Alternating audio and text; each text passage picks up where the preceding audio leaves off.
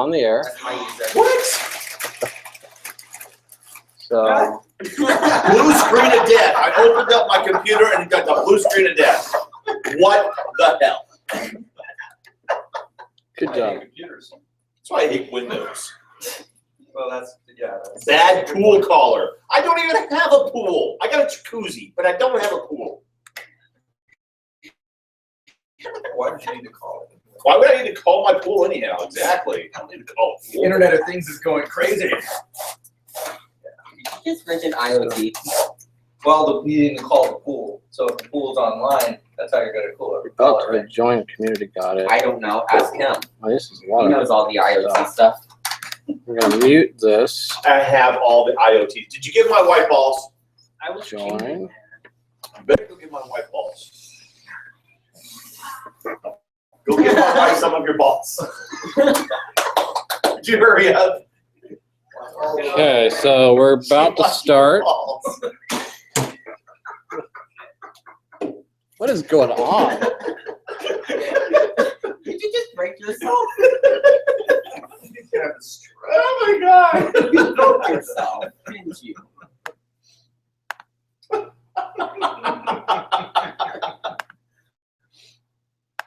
Okay. Oh man, that's too funny. Updates. That's what Windows does. It's all about the updates. I don't think Windows has ever not updated. It's better than the version I have.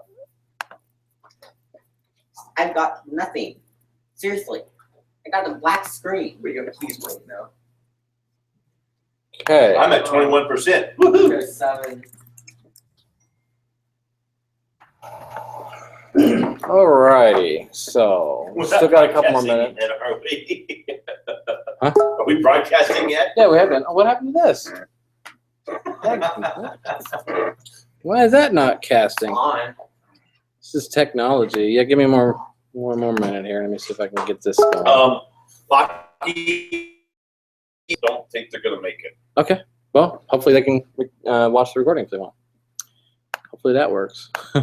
So stop casting. Let me restart this casting thing. So FamiCast. Let's go over here. Options. Like I said, my I'm phone not has more RAM than this computer. So Did we change the password for? no, it should still be FamiLab. So I guess let's go over Wi-Fi. So the password's up here. Hopefully you can see it at the very top. It's $, FamiLab, $, or #cash, FamiLab, #cash, and it's just FamiLab is the SSID. The CTF is the capture the flag, which you don't want to necessarily connect to that. So you won't get internet. Yeah, you won't get There's it. nothing harmful on there. There's nothing harmful in there. Metasploit, yeah, something else. Metasploitable. And you can't see. It's tilted. Well, I It's can't. gangsta lean. It's the gangsta lean. Gangsterly. Okay, so how do we get? It's a $sign or a £sign first. Cash. $1, FamiLab, $1. So here's the question: why can't I Make cast? that bigger. FamiLab or FamiLab HS will work. Stop. I just turned it off for a second. I think I might have to. Actually, why can't I do the full screen? It should be Oh, I just made it blurry. cast this window. Because you mess with the focus. FamiCast. That's the Zoom. Want that? We want to share that. Okay, hopefully that's the whole window. Dadgummit. What happened? It wasn't me. I didn't touch it. Okay, what do I need? It should be streaming to the thing. I didn't even touch it, so I don't know what Okay, happened. what do I need to download? It's definitely not streaming. I'm gonna go over it. Wait until he is ready. Okay, so capturing. Start. So when I stop capturing. So Okay. both my workstation at home and this, I couldn't download Python 3.5 because it was giving me the Windows Give you the window. 0x01 something KV error. Oh, that sounds weird. And then, but 3.4.3 is fine because it didn't have to need that security patch. You know how you get ticks in your car? Well, I guess that's that. Oh, yeah. I had taken my laptop. You gotta tick in your brain. Other classes I've taken have used it. So can you hear us okay, Shane? Should we be using? Hello. Hi. Can you hear us? Oh, that's the problem, Windows. So that's a good sign. Maybe you can hear us. That's good. Okay, so we'll get started. Just a couple more minutes here. Want to make sure everything's working. So, Shane. yeah, Shane's online. Hey, Shane. Hey, Shane. Okay, great. He can hear us without. I'm waiting for Windows to restart. Have a notebook? All right. They So don't we have got a notebook. this. Ooh, do they have purple? With that, they do. That one will crash or require updates. The purple book will? It'll crash? How about the red one? Yeah, they do. None of them will. None of them will crash. Well, if they say Windows 7, they will. Or Windows 8, I mean. Or Windows 10. Just write it on.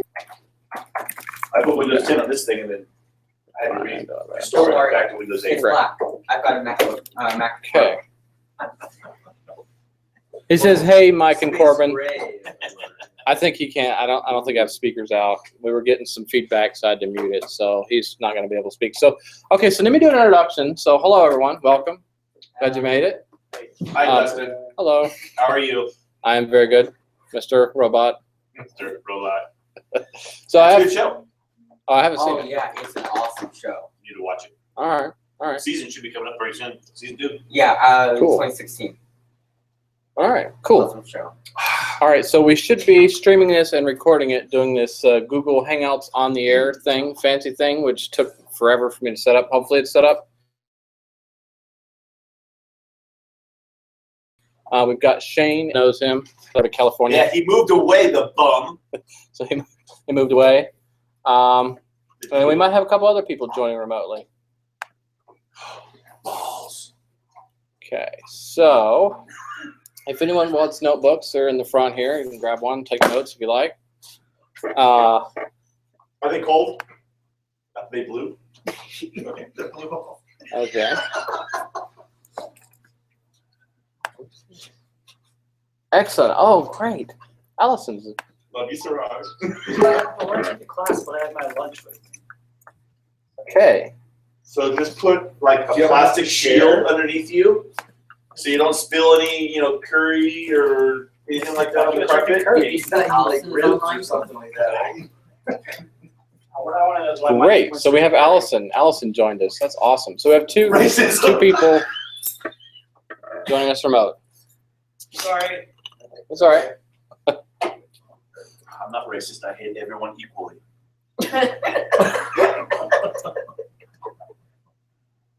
Especially Windows, because this is the third time it's restarted on me.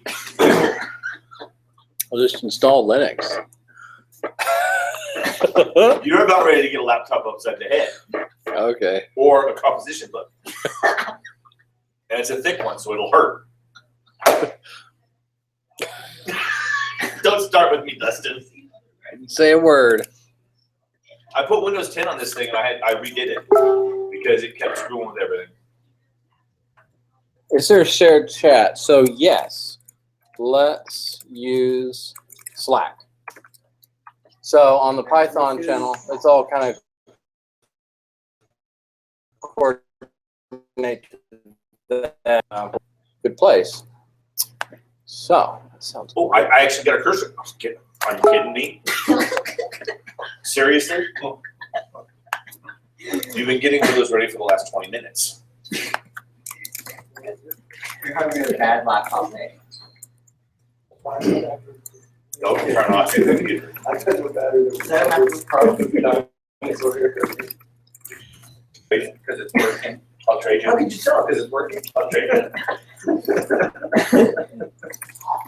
100% complete, yet it's still working.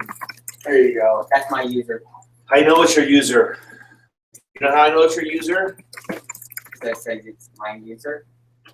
Okay. So Because I have a much cooler login screen and backdrop. You have a goat or a screensaver. I have a goat. Yes. I have a never before seen Lucas original. oh yeah, on Slack. Oh, no. Don't you dare. Let's see there. Lucas original.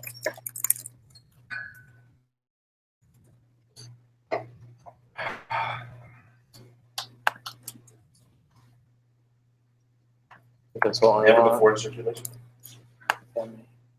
Nobody else had that. And that's why you had to sign the NDA. saying I didn't sign the NDA, my boss did, but I didn't. But it says that if you disclose it, he will be shot in the head by George Lucas himself. Yeah, right. Allison says, kick Mike in the shin to put him in place. Shut up, Allison. Unfortunately, I don't have audio, so we have 2 people watching remotely and everyone here. Okay, so let's get started. Let's start with just the class. That's all right. We're just getting started. So find a seat, grab a notebook if you want to take notes. There's pens up there.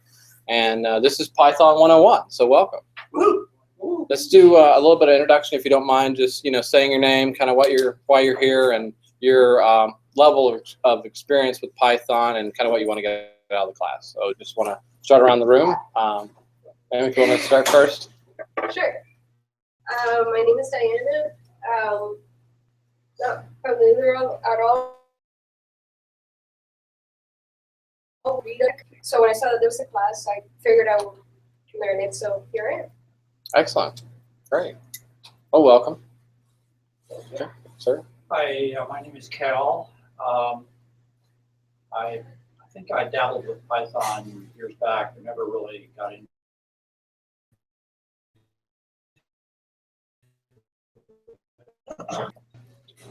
Corbin. I am Corbin. I'm here to take a Python class. Awesome. Brilliant. I'm Mike. I told you I would move you. I'm Mike. I've got a little bit of Python, only from what very recent past. I'm here because he's going to hopefully teach me more. Okay, cool. My name's Ryan. I thought this was a reptile show. Well, that's a show, all right. according to the male to female ratio, it actually is. Yeah, right. Dude. I've just started dabbling in web development, and I want to use Django to power a mobile app, and Okay. Python runs it. So here I am. This is my first time to Family Lab. I think this place is cool. It's a little far for me, but I want to get more involved here. We live in Awesome. Houston, yet we have a long drive. Yet we come. So then you guys hit that traffic on the way too. It's like I left an hour early just to make sure I made it. Wow. I'm glad you joined us. Hi, I'm John. I'm a hackaholic. I'm just here to I'm here to pick up some Python skills. I mean, Awesome. I need them for the printer and everything else. So. That's awesome. Excellent. And gentleman to your right. Oh, I'm Kevin. I have been, I have been working with Blender 3D. Oh, okay. and, Cool. I have been working with some of the Python scripting, which use a little bit of skills where I can brush up to some rudimentary things better. Awesome. Awesome.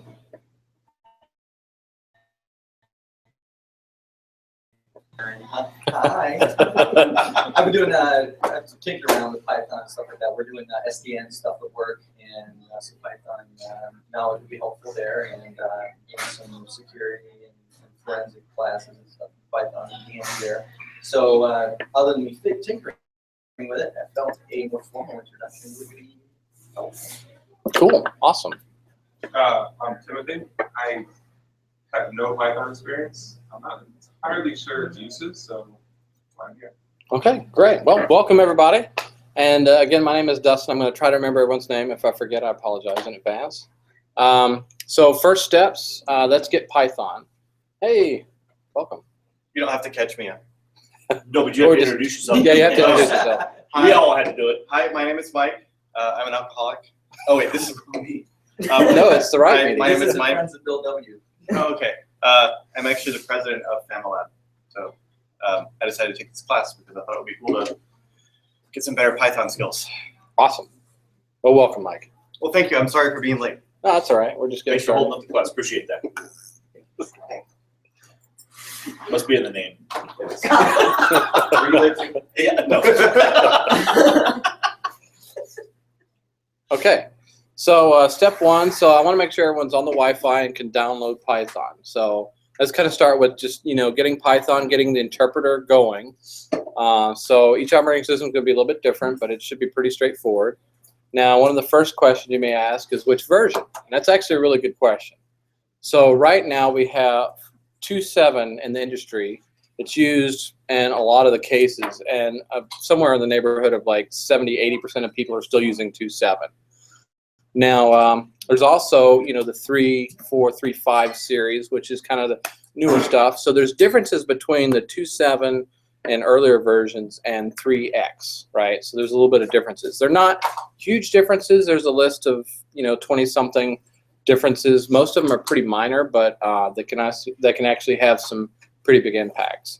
So you can kind of choose which way you want to go. I kind of lean more to 2.7, but if you want to go bleeding edge with newer stuff, you can certainly try and download. I'm going to have everything work with both versions, and I'll also go over as we go through different content. We'll just go over what's different between 2.7 and 3X. And one of the big ones is the print function. But so let's go ahead and make sure that you can access the internet and you have a Python interpreter. I am sharing my screen up here. I have Which Wi-Fi is that's one? I see 3 Family Labs. just FamilyLab. I think the high-speed one is probably the best if you can connect to it. I connected to FamilyLab just fine. You don't want to connect to Family. CTF won't have any. Yeah, you don't Yeah. want to connect to that one. You don't want Not to connect to it. Not CTF, but HS is okay. Yep. Which one? Either FamilyLab HS or FamilyLab regular is fine. It's the same network, you just have different POS options. No, between HS and regular, it's 5 gigahertz. Pass on one. So I guess looking And in case you missed, But if you want to get the so the password, it's right there. it's tiny. So it's $$ FamilyLab $$. And we're also doing this over the air recording. So just in case you missed that. Here. All right. So kind of like the stereotypical example. Hold on, let me make sure my camera's up there. So one of the kind of classic examples is a Hello World application. So once you download Python, I don't know who has Python, but one of the focuses I want to do to make this class a little bit different is to do it yourself. So basically, all the examples, everything, you kind of actually do it yourself, so that way you get firsthand experience. I think that's really the best way. There's also going to be like supplemental, websites and books that we'll discuss, and if anyone else has recommendations, we can post them and I'll put them on the website and kind of collect a list of links and stuff like that. Everyone learns in different ways. Some people learn visually, some people are kinesthetic, some people are auditory, a combination thereof.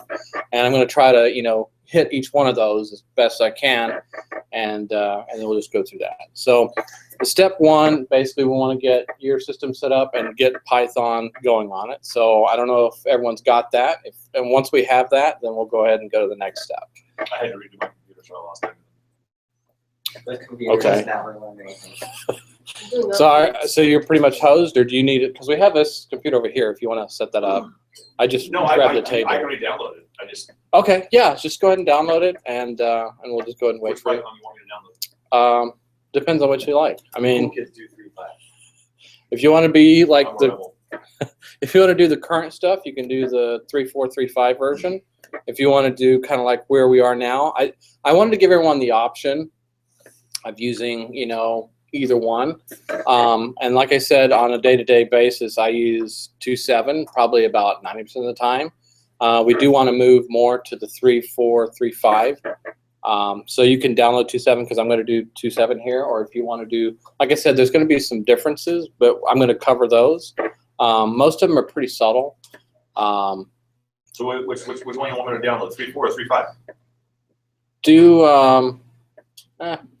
He 234. knows my needs better than I do, so Yeah, do 27. just do 27. Yeah, just do 27. 276. 27. Yeah, 2710 is the latest. 2710. Yeah. Oh, there it is. Okay. It seems like most of the classes, when you do like the online courses for Python, most of them are using one people with free stuff. You said there's another laptop I can borrow? Got a system over there. I don't have a laptop. I don't It's a desktop. Yeah, I had to use this one, unfortunately, for recording. I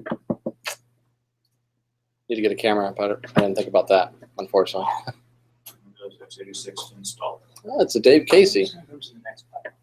These. Why would it matter? I'm gonna go eat my lunch at Biggs. Mm. Join the hangout. Hey. Eat your lunch and join the hangout. So just find a spot. You can grab a notebook if you like. It's uncoverable. My dream in my bag, but it was no longer. 27.10. Yeah, 2710. 2.7.10. Can you have both versions installed concurrently? Yeah, you should be able to do both. Now, I'm using this on Mac, so, and I've also done it on Linux. Just do a search on Python. Just do it. Yeah, oh, that's- Python download, that's a and really it'll good take you question. to python.org, Yeah, that's a really good question. and then go to, it'll have a list. You click on download, it'll have a list of all the different versions available. My profession, is there a rule about not eating? Yeah, generally we try not to eat and then close containers. That's general rule. Yeah, just to keep, yeah, we just don't want to spill food. Fine on the computer, just not on the carpet. It's your computer. For some reason I'm having Why problems is with this this not thing. installing? Okay, so yeah, really good question. Thank you for bringing that up. So yeah, python.org is the official website. Now, if you're running Linux, generally you can just install it depending on which distribution you use, and it's part of the distribution packages. If you're using, Windows and you want to download it through here, or Mac as well. Some versions of OS X actually have Python built in. I don't know all the different cases, so you might have to download it. You might already have it there. But this is the official website. And there's a lot of stuff, so we're going to be going over some of the documentation. And if you notice, since we're kind of about the versions, there's the option of going between, you can go 2.7 or 3.5, and it kind of adjusts. And also, one other thing I want to point out is the color scheme. So you can kind of see this is a darker, blue, indigo, whatever that is. And as opposed to the newer stuff, which they changed the color schemes, so that kind of gives you a visual indication, when you're going between versions. If you do choose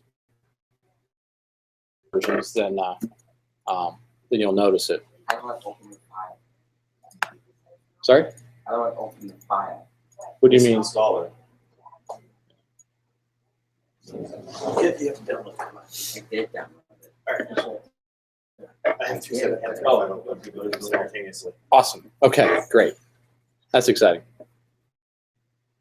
Go to your downloads, find the Python 2.7.10, and click on it. It's taking forever. Okay. So, Chromecast is not being very friendly to me. Trying to cast the entire window, and it just goes blank when I do that. I don't know why. It should do screen 1, and it should just cast, and it just goes blank when I do that. I don't know why. Which way are you trying to cast your Python window? Yeah, I was trying to do the browser and and the terminal. I could pull it up online and just follow along.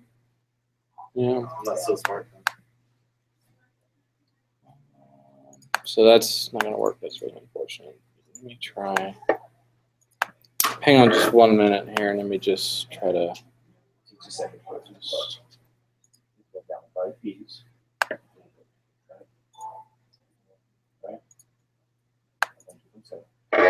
Cast that. That was me.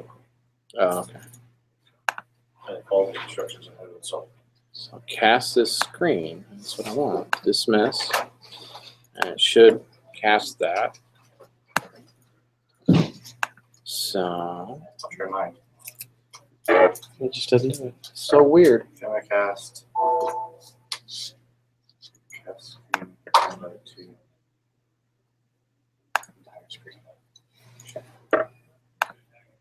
Alright, so I got mine up. Okay. So maybe it's the version of Chrome plugin. Maybe I need to reinstall or something. I don't know. Are you using the beta version of? Maybe I need to get rid of that. So maybe I need to just go from plugins. Just give me a second here. I want to try to get rid of the. Yes, just go ahead and do everything defaults. Real quick. So I think I'm just going to do this guy. I want the beta version. Oh, shit. Oh, Remember how he said, dude, this isn't your day. Go to sleep. Wake up for harassing garage. Sunday is another day. Raj, I'm going to kick your ass.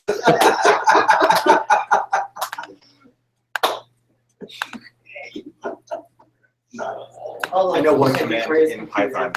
Yes. What's I that? do. I'm using it up on the screen. Oh, this is nice. Awesome. Exactly.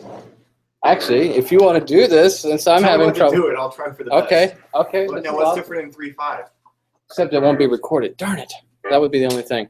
So basically, you'll find it right here. So you need parentheses around it. Because hello. So this is great. Thank you, Mike. So this is perfect example. So we've got 2.7 here. And over here, he did the same thing. So the print word here, you can see, this is a command to basically take and put here after it, and then print it to the console. And over here, he's going to do the same thing, but print. So this is some of the differences between the version. So thank you. This is a great demonstration. That's really good. So that's basically one of the differences. You know, like I said, there's like 20-ish differences or so. And there you go. Let me try one more time with the cast, because the only problem with that is they can't see it unless you join the Hangout. Yes. So let me try one more time here. Capture. Explode. let me I guess I wasn't paying tear down my attention. number. Which version is, which is, Okay. which is, Let me On try. the left is 3.5. On the right is 2.7. okay, so I have 3.4, something Yes. more like 3.5. Yeah. Yeah. I see your window. Yeah. Correct. Exactly. Yeah, anything 3.x kind of operates the same way. Anything 2.x operates the same. So they're both beta. That's weird. Nothing like root beer. Oh, you didn't get it in the keyboard, did you? Just on the right arrow, the 0, and the period. Well, we're going to try to use that the most today. Is the link in the Slack somewhere? Yeah, I think I posted. Well, it's on diypython.com. That's what I was trying to do. Should be the link to. If you find the Hangout here. Where's the link? Give me 1 second here. So we've got video embed. That's the YouTube page. Here's the event page. Let me post this. I'm going to post this to the DIY Python thing. Just in case.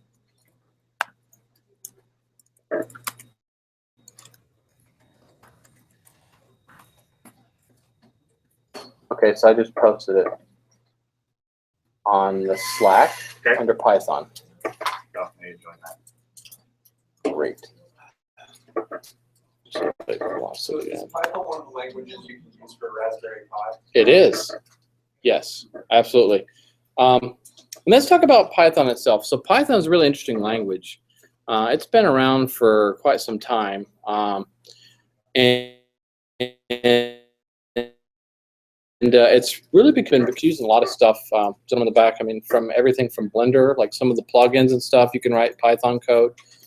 Even the GIMP has Python plugins, so you can do like what is it? There's script foo, and then you can also do one for Python. You can use Python on a lot of stuff, all the desktops and laptops. You can do that. It's used in the web. I know you're interested in Django and other stuff like that. There's Flask and Bottle and and other frameworks, and we'll get into that. Probably not this time, but next time we can pick a topic that we want to kind of dive into and dig into it a bit. So yeah, Python is used in a lot of different places. I kind of wanted to start this because I wanted to get more experience teaching and also getting in front of the public and that kind of stuff, and helping people learn better. So that's kind of what I wanted to do. One of the things I've noticed here in the Orlando community is they have a really good like Ruby and JavaScript as far as what we're going to call dynamic programming languages. And a dynamic programming language is what Python is. And what that really means is that you have static languages such as Java, C, C++, C#, VB. Those basically are compiled to an executable, right? And then you have these other languages which are dynamic programming languages such as Ruby, Perl could be considered one, Python of course, and JavaScript. And what that basically means is you can do stuff on the fly. It's all object oriented, and you can get to some really advanced cool things like some of the types and stuff. It has looser types than, say, like C++, which is like a traditional type language, or Java, where you actually specify an integer. It's going to be, a number as opposed to a string. You have some tightness in Python, but it's not as rigorous, meaning you can have a variable point to different things. And we'll get a little bit into that. This is basically just Python 101. So my agenda is to kind of get started with Python, get it installed, get familiar, do a hello world, and do a console application. And I want to talk about what the console is, because that actually works across the three major operating systems, Linux and Mac and Windows, so that way it can be cross-platform independent. And it's really simple, and it's kind of the nuts and bolts to a lot of stuff. Like, there's a lot of things you can do. I actually do a lot of back-end stuff professionally, and that's most of what I do is command line oriented, starting stuff, facing websites and stuff like that. So that can be incredibly powerful. So the console, let me see if I can get this. I want to try to capture on this one just because I know it gets saved. And one of the things is we have a couple remote people that couldn't, because of distance, make it here, and they wanted to kind of like join this. Unfortunately, we don't have audio out, so they can't really speak, but they can post stuff in the Slack.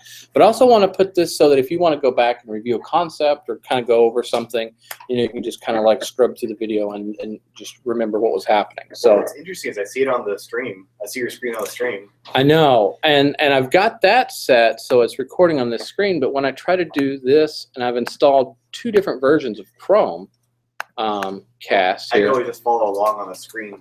Yeah, so maybe that's what we have to do, but I want to present it here so everyone could see. But I don't know, it's just not cooperating with me. It may not let you do two. It may be something like that, but I can manually it's do working this. for both right now. Well, it is, but not the whole screen. I was trying to do this. Oh, I gotcha. So it may be something like that. But so yeah, so we kind of gone over. Mike did that, and thank you for showing that. Oops, how was I type? This is basically the hello world. This is where generally all programming languages take you first. And that's just to kind of get an idea of, using the print function, or basically putting output to the console. Now, I also want to explain what I'm doing. So I'm running it interactively.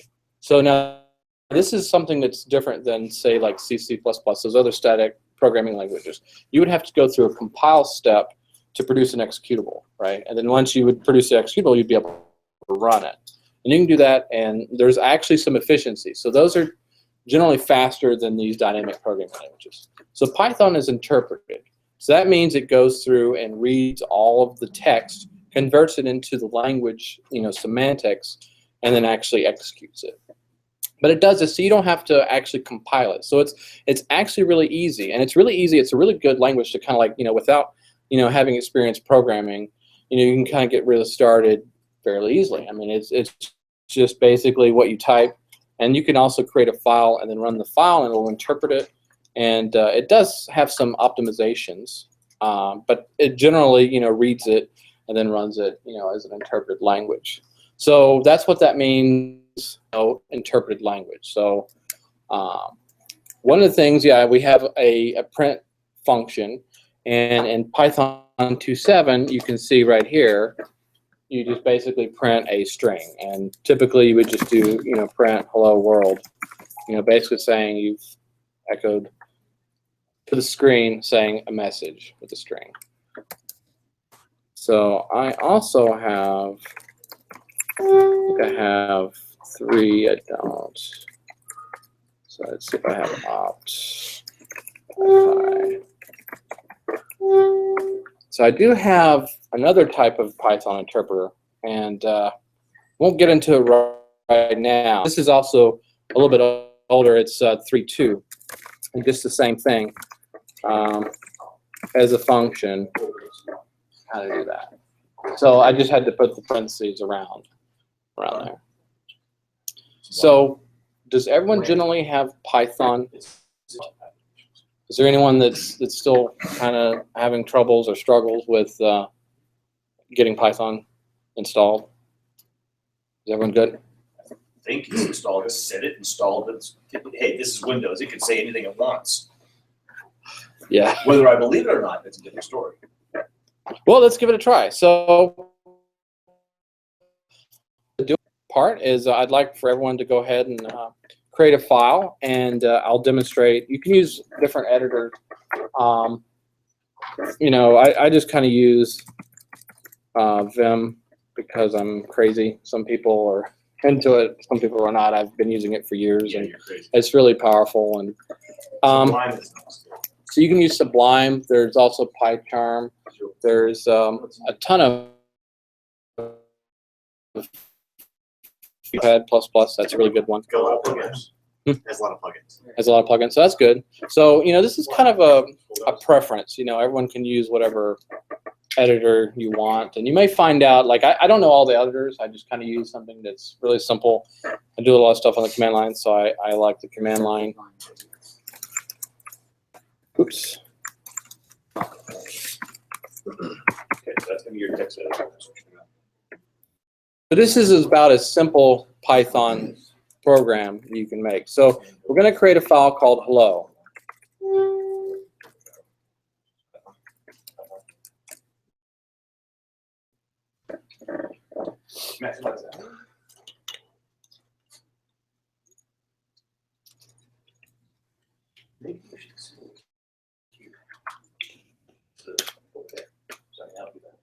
So all I've done is basically typed in, this is for 3x, I put the parentheses around the print, and I've just run it.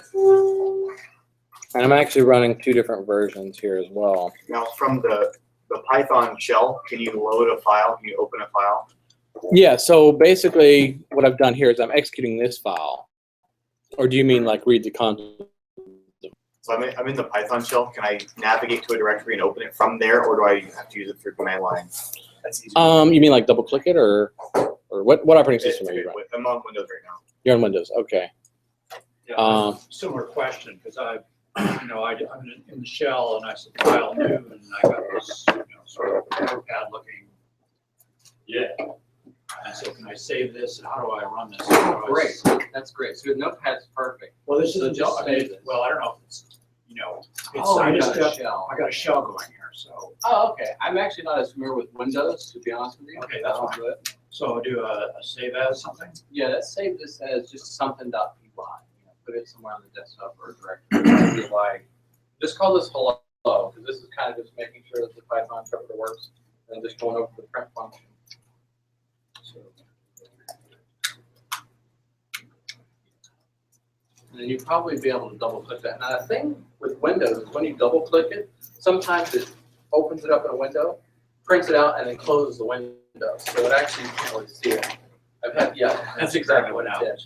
So I think there's some things you can change, but what I always do is if I open up a command prompt like CMD, and then I run it through, you have to like put the path. Yeah, well, there's another. Okay, over here I've got the command line. Idle is actually really good too. So this is kind of like, oh, okay, I opened another shell. That's how I want to do that. There's another. Oh, there's command line. Yeah, that's right.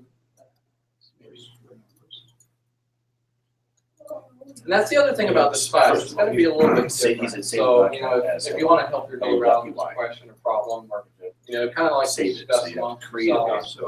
And, so I want it to be a little bit different than your typical class. Kind of difference between the two. Save it and put a folder somewhere on the desktop. Got hello world. So you put it desktop, whatever. 2735 it isn't. Okay, right, so yeah, that's some of the differences, perfect. So basically, in the newer syntax, you use parentheses. There's also one other line I'll introduce in a few minutes that'll work for both, but for now, if you just put I don't know how to parentheses get on that, from- it should work for both. There's a new one, No, that. You're gonna try to open something in the Python Oh, shell. so I can't figure it out yet. the new Python, they wanted to clean up some of the stuff. It's been around for like 20 years plus, right? Okay, now go into that So they folder. wanted to clean up some of the stuff that Now changed. save it as hello.py. And to do that, they kind of like put, well, Guido Van Rossum, who's the creator of Python, basically you're line stand 3.0, and we're going to get rid of all the backwards compatibility, which means we're going to drop those things, that, you know, and then clean it up. Like some of the imports are different, which we'll get into imports. That's where you pull in other functionality from other modules. And so that's where some of those changes are, as well as, you know, like when you do vision without specifying just loads, you know, that's the other big difference. This is actually, Things like that. so I can actually run from here, I just go run, and run module, and then here's it. Yeah, here. Oh, that's perfect. So that might just work for you. And then that's saved as a file, right? Well, I saved it on my desktop right there, and then I just did run module. It runs here. Excellent. Well, that's great. So you've got the first step. Gotcha. How do you change the location of the file to run it? So I have it on my downloads. Mhm. I created a file here. For 27. 27 language work just like 3.5. So this is where, okay. So this is where it is. Okay. So how do I run it here? So this is Changing the location of this. so if you Or you do have they to have to exit run at the this. same thing, at the same location? So this is already running the Python interpreter, so that would be where you would basically type in Python, like what I was doing before. If you have a file, you have to basically run Python before the file, right? So that when you run it, Which I did. so if you open up a command prompt, you just open up a command prompt, and then type in Python. That's all. Okay, so did it install on going back to that Python. Okay, so if you do the full path to that, and then you'll have to, so there's this thing called path variables. I don't know if you're familiar with them or not. Yeah, can you help me set that path, the path variable? Sure. Yeah, I remember like I had to do that on my other machine. So in Windows, basically you can go into the settings for the command prompt, and I don't remember off the top of my head. It's go to the start button, Yeah. go to computer, you right click on it, go down to properties. So then that'll open up the control panel opening your computer. Then you hit advanced system settings in the left column, and then it'll be already open to the advanced tab. And it says environment variables. Are you following me? Sam? Not really. Okay. But you guys, this is Windows 8, so I have to figure, I have to Windows 8. remember. So if you click Oh, yeah. Windows 8 may just be. Welcome to operating system. Microsoft. I hate it. But I have Windows 7, but I have Windows 8. Well, I've got Windows 10. None of them are compatible. Windows 10 was simple enough. You said I hate control Windows panel. 10. I went back to Windows 10. I love it. You know why? I can script it out on what it needs to get in there. Windows 10 is beautiful. I hate Just I trying hate to it. you got Why wasn't I on the portal?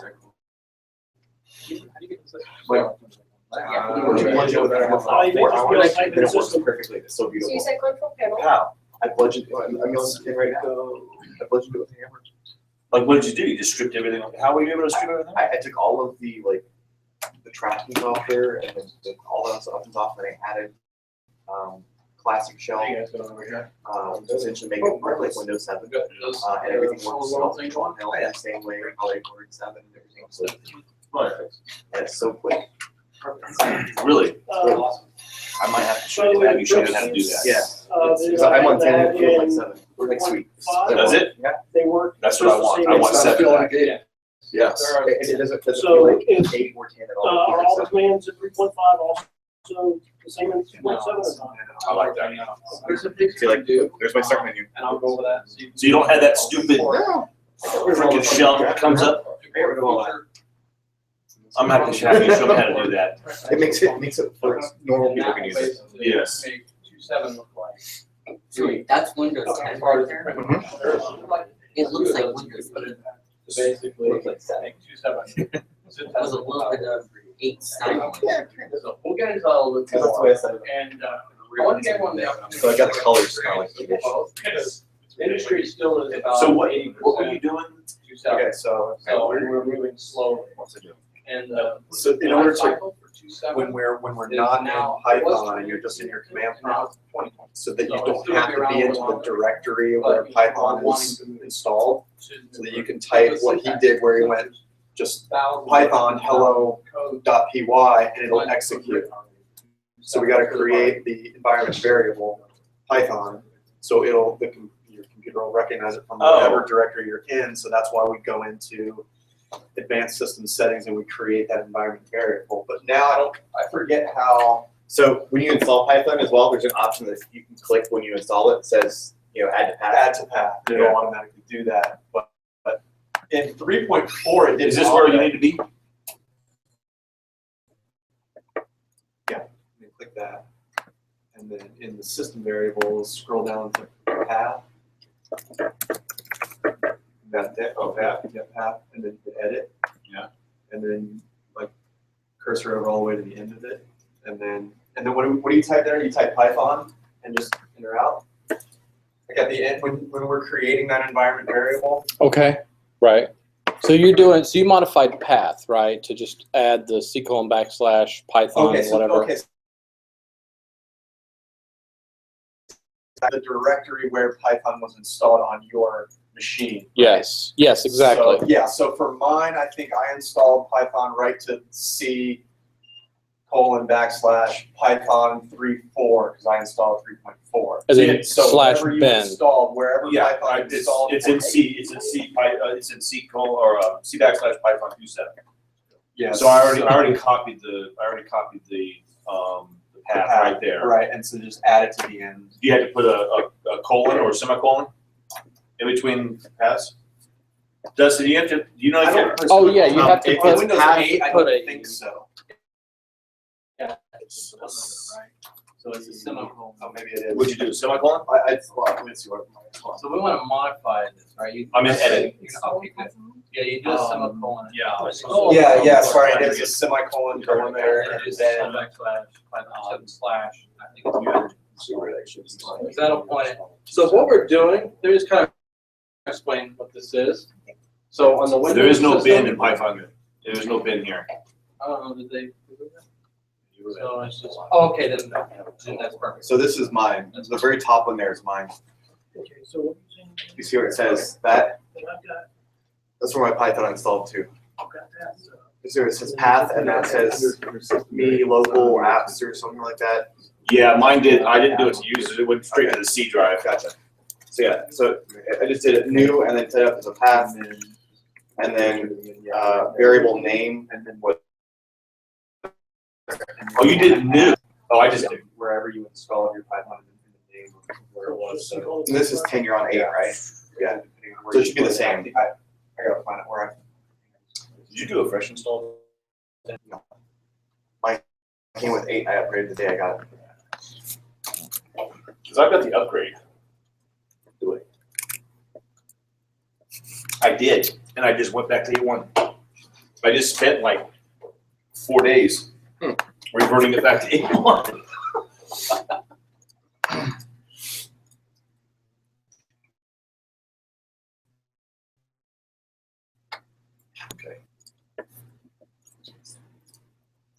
Yeah, we're just kind of getting started with Oh, I'm saving them for a MacBook Pro. I have a Mac Mini at home, but Mine kind of looks like a Mac. Hmm? Mine kind of looks like a Mac. I have an Asus too, but it don't look like this right. What kind of is it? Yeah, Silver? kind of silver. Silver, it's kind of finish. Guess what I'm learning how to do? Hydro dipping. I sent you a word that I just learned last night. Cordial milling. You got 7.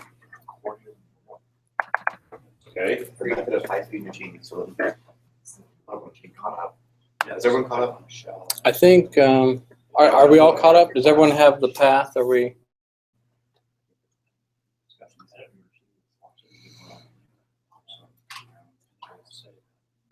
This is my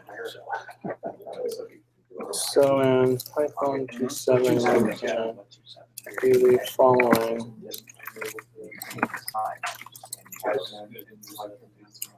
Oh, okay, Yeah, yeah. spiral all the way down. Straight back, straight back. Yeah, it's doing cuts like this, right? Exactly. Yeah, I've seen that. Do you have Python going? So we're kind of getting started with getting Python installed. Hello world. Yeah. Just that.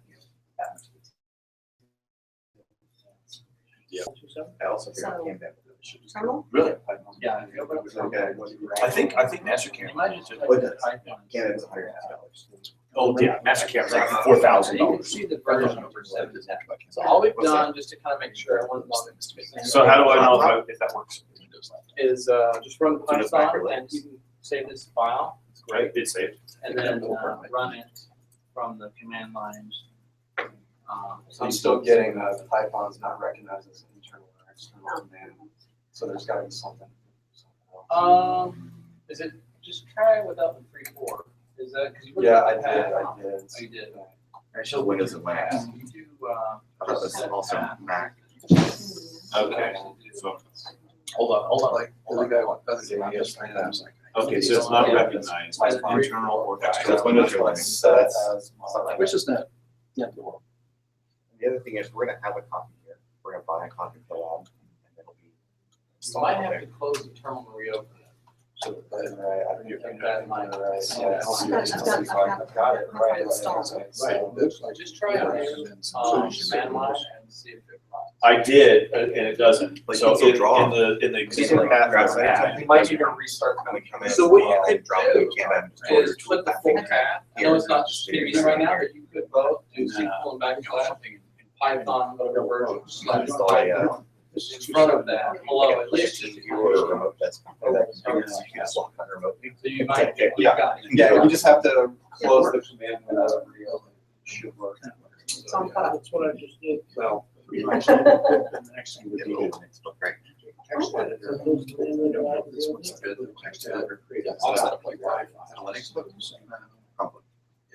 okay, still don't have, all right, so I went into this, I went actually into the folder, Okay, yes, that'll work. And but then, this is what I'm getting. and then run Python, the word Python. Oh, maybe that's why. And then, so yeah, so that's the interpreter. So really good question.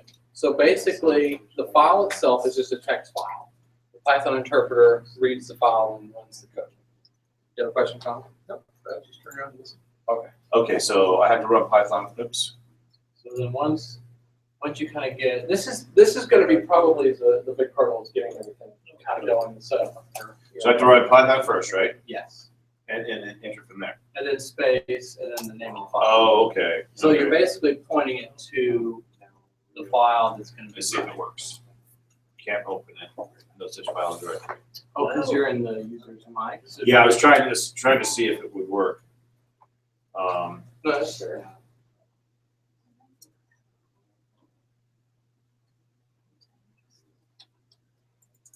Mine isn't running either. Try that. That should work. Nope, it still doesn't work. I tried to run it and I get that. Oh, you're actually running it in the interpreter. See how it has the 3 angle brackets? And that's a really good point. Is the interpreter itself, so you're running Python there, and it'll interpret it as Python code. But the command line, so you actually have to open it as a command line. That way, and then prefix it with Python. Where did I see it? So basically, I think I did that. That's what I opened. Oh, that's fine. well, this is showing Python to take off. Right.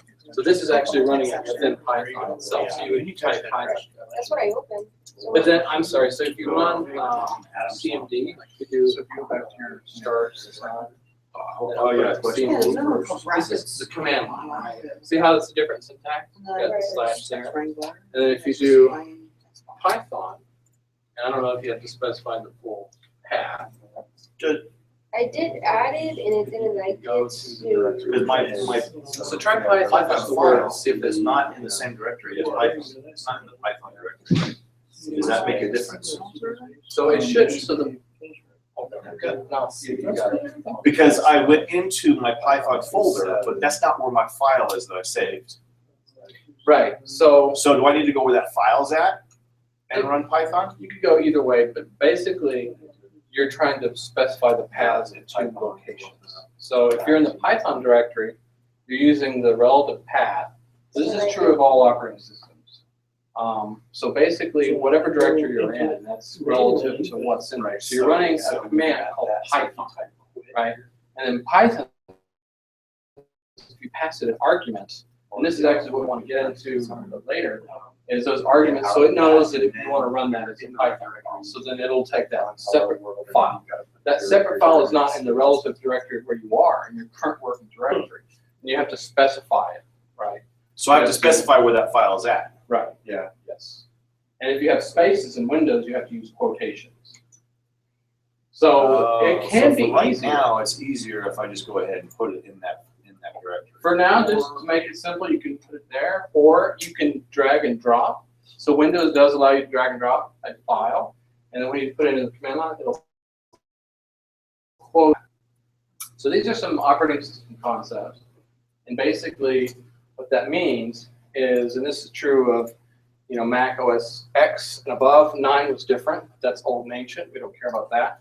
And Windows, right? And then Linux and Unix. So basically, in the Windows world, you have a drive, you have path to something. And then you also have this variable called path. And what that means is because you don't want to specify the path of everything at the time, you put it in there, right? Like you went into the system settings and you added a specific directory, right? And that full directory means that it will scan all that when you open up a command prompt with CMD, right? So command prompt itself has all of those, and it will try to find the program you call. So if you call a program called Python, it'll search through that path and find it. That way you don't have to specify the full C:\/ whatever version / python.exe. What Right? if it didn't work for, like So- for me, it didn't work for me.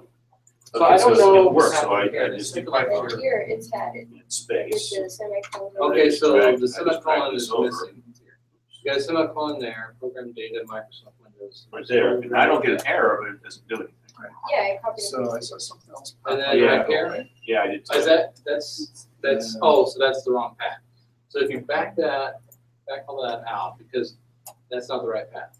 And then just where the C colon is. So add C colon, and you put it under C colon Python somewhere. Can we look at your directory structure? File manager. That's where I am running it. Right, that's where you're running it, but that's a shortcut link.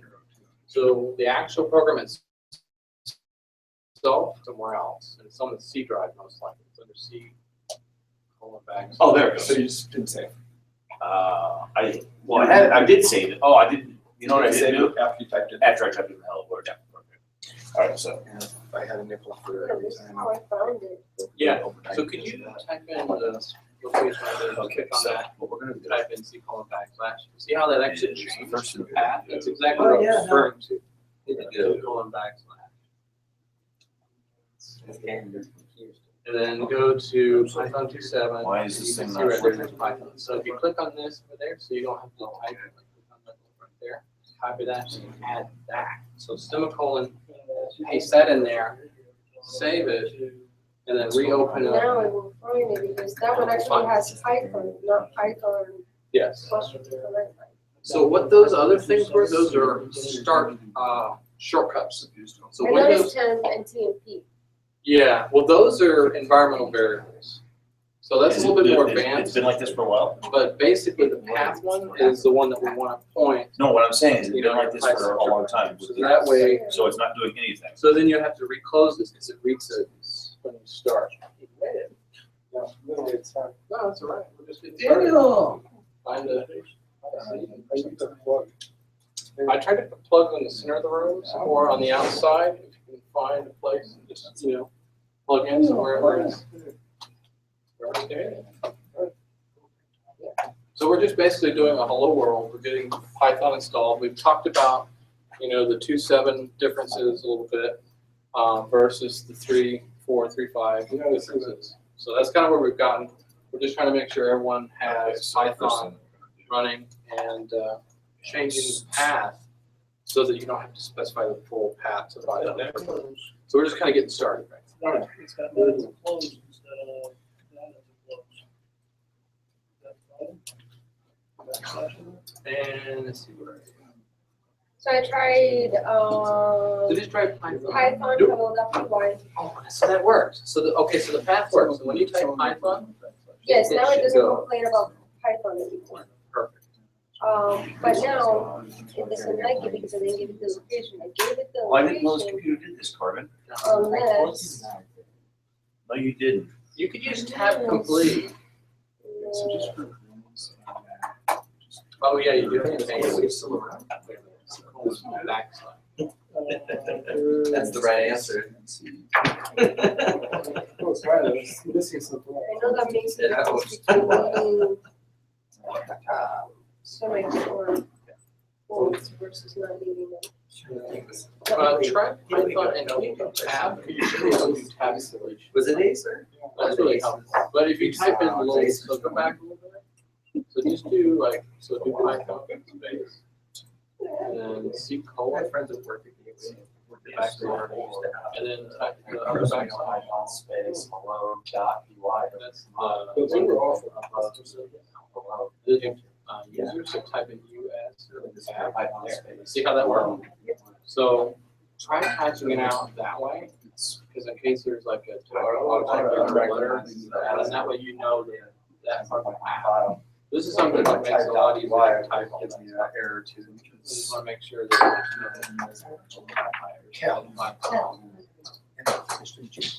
So, this is my trouble. There we go. Congratulations. You got it. Unless it was like a space or something. There's All right, something there. I don't see it. There's something different. So yeah, use tab. Tab is your friend when you're in the command line. That way you kind of find. No problem. So does it mean that you can use bash to run Python? You can run bash. Absolutely. You're running. That's technically this is Python. When's the battery already? There's the command line, but bash is sitting a bunch of events. Yeah, you can use bash. You can use something called Sigwin to run bash. This is not. Like, Hi. It's basically putting Linux, Unix on the Windows. I just told her. That's why I said Best behavior. But this is just a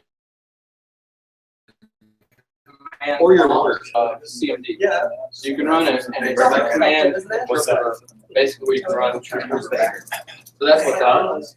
So when you have three, greater than signs, that was the Python interpreter, right? That's kind of what that was. that's the action. Okay, so now. Yes, that's what runs it. That's Python. 17 years ago. I had a Gateway laptop. So where am I actually? Trying to get this computer is slower than a freaking Say that. Oh my God. Actually, Yeah, I've already, I clicked like, okay, It we're was fine, it's like 20 years later. yeah, so I just clicked the Windows Explorer and it takes like 5 seconds to pop up. Alright, so what we're gonna do is. Let me know if you need help. Okay. Alright, so what we're gonna do is we're gonna go to. All right. Desktop where files. Okay, cool. Thanks, Shane. All right. This is supposed to be named hello. Oh, okay. This is good. Oh, you're into stuff. It's a try Python. Yeah, I think it's. Yeah, it does. I know. All right. So we're gonna keep this window. Really, you can go to command prompts. CMD. Okay. Okay. So now. Whoa. I should pay attention. Well, I'm trying to set it so that we cover data types. What are data types? We're going to talk data types. I'm ready. So basically, we have different built-in data types. We've got a list, dictionary, and a tuple, and a bunch of other stuff, but I think that's... I thought the data types were not a thing in Python. Okay, so basically, it is to the point that you have different data types and data structures that are built in, right? It's not like JavaScript where, you know, you have a var, or in Visual Basic you have a dimension something, right? And it becomes like an int, or like there's a number which is a float or integer. There is actually a reference. I mean, there's a type associated with everything. So this is an int. I don't want to. It's loosely typed.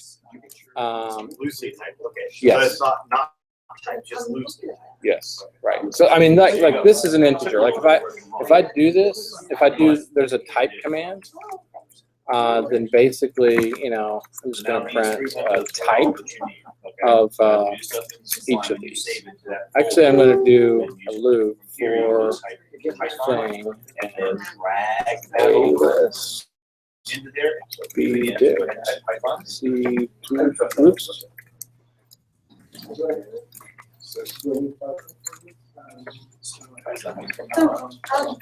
Yes.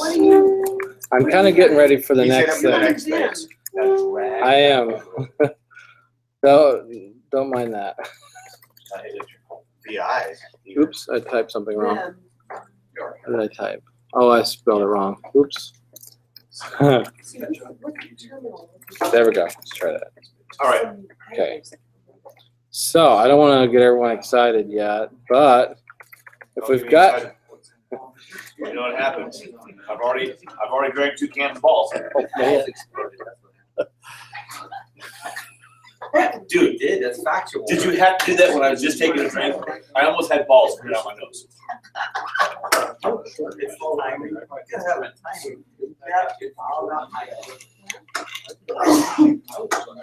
Yeah.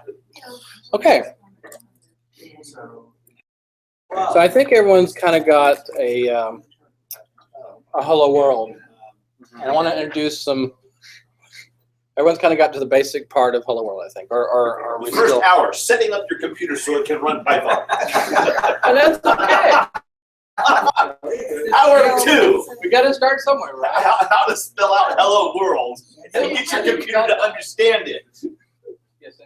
How do you get your terminal to run a Python file?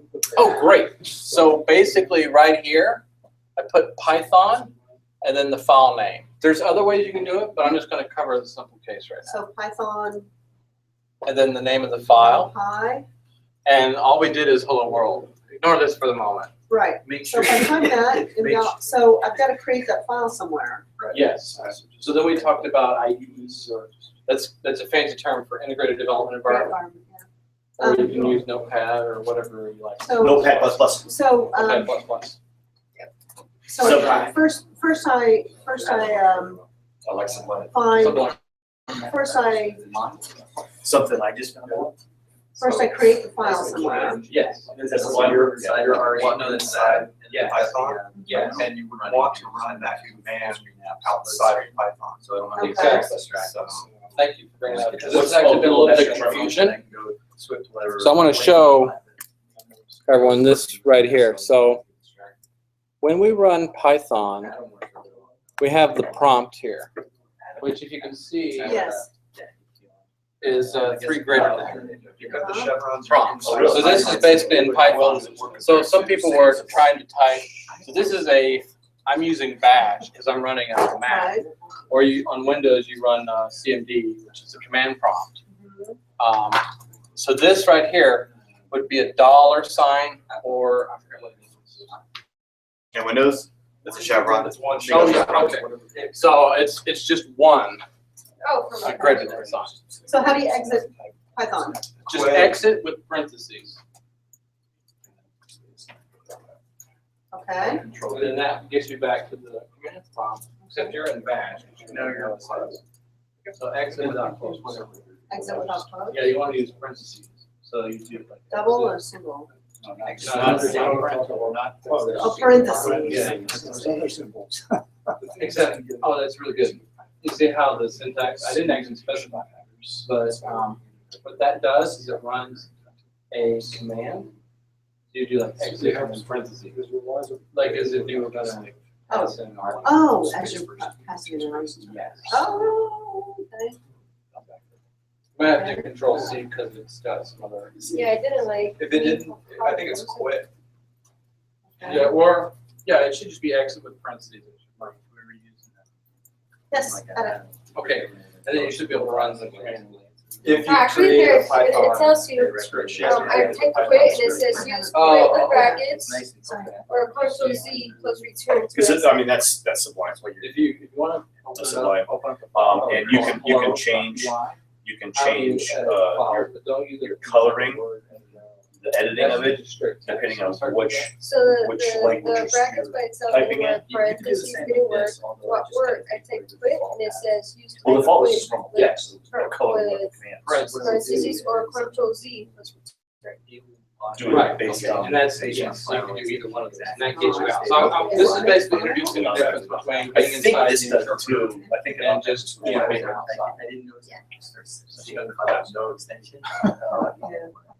I forget the command line. Command line. Okay, perfect. So, while everyone's catching up, in the back, I forget your name. John, yes. We talked a little bit about the print function. If you want like all the functionality, there's this thing called from future. So you do this in 2.7, and it'll work in 3.5. And I posted on the Slack earlier, import print function. And there's other types of from future. So this is how you kind of like put the future stuff in the older 2.7 Python terms. So I just wanted to mention that real quick. Okay, kind of the next topic is I want to talk a little bit about data types, a little bit. And so basically in Python, you know, you have variables.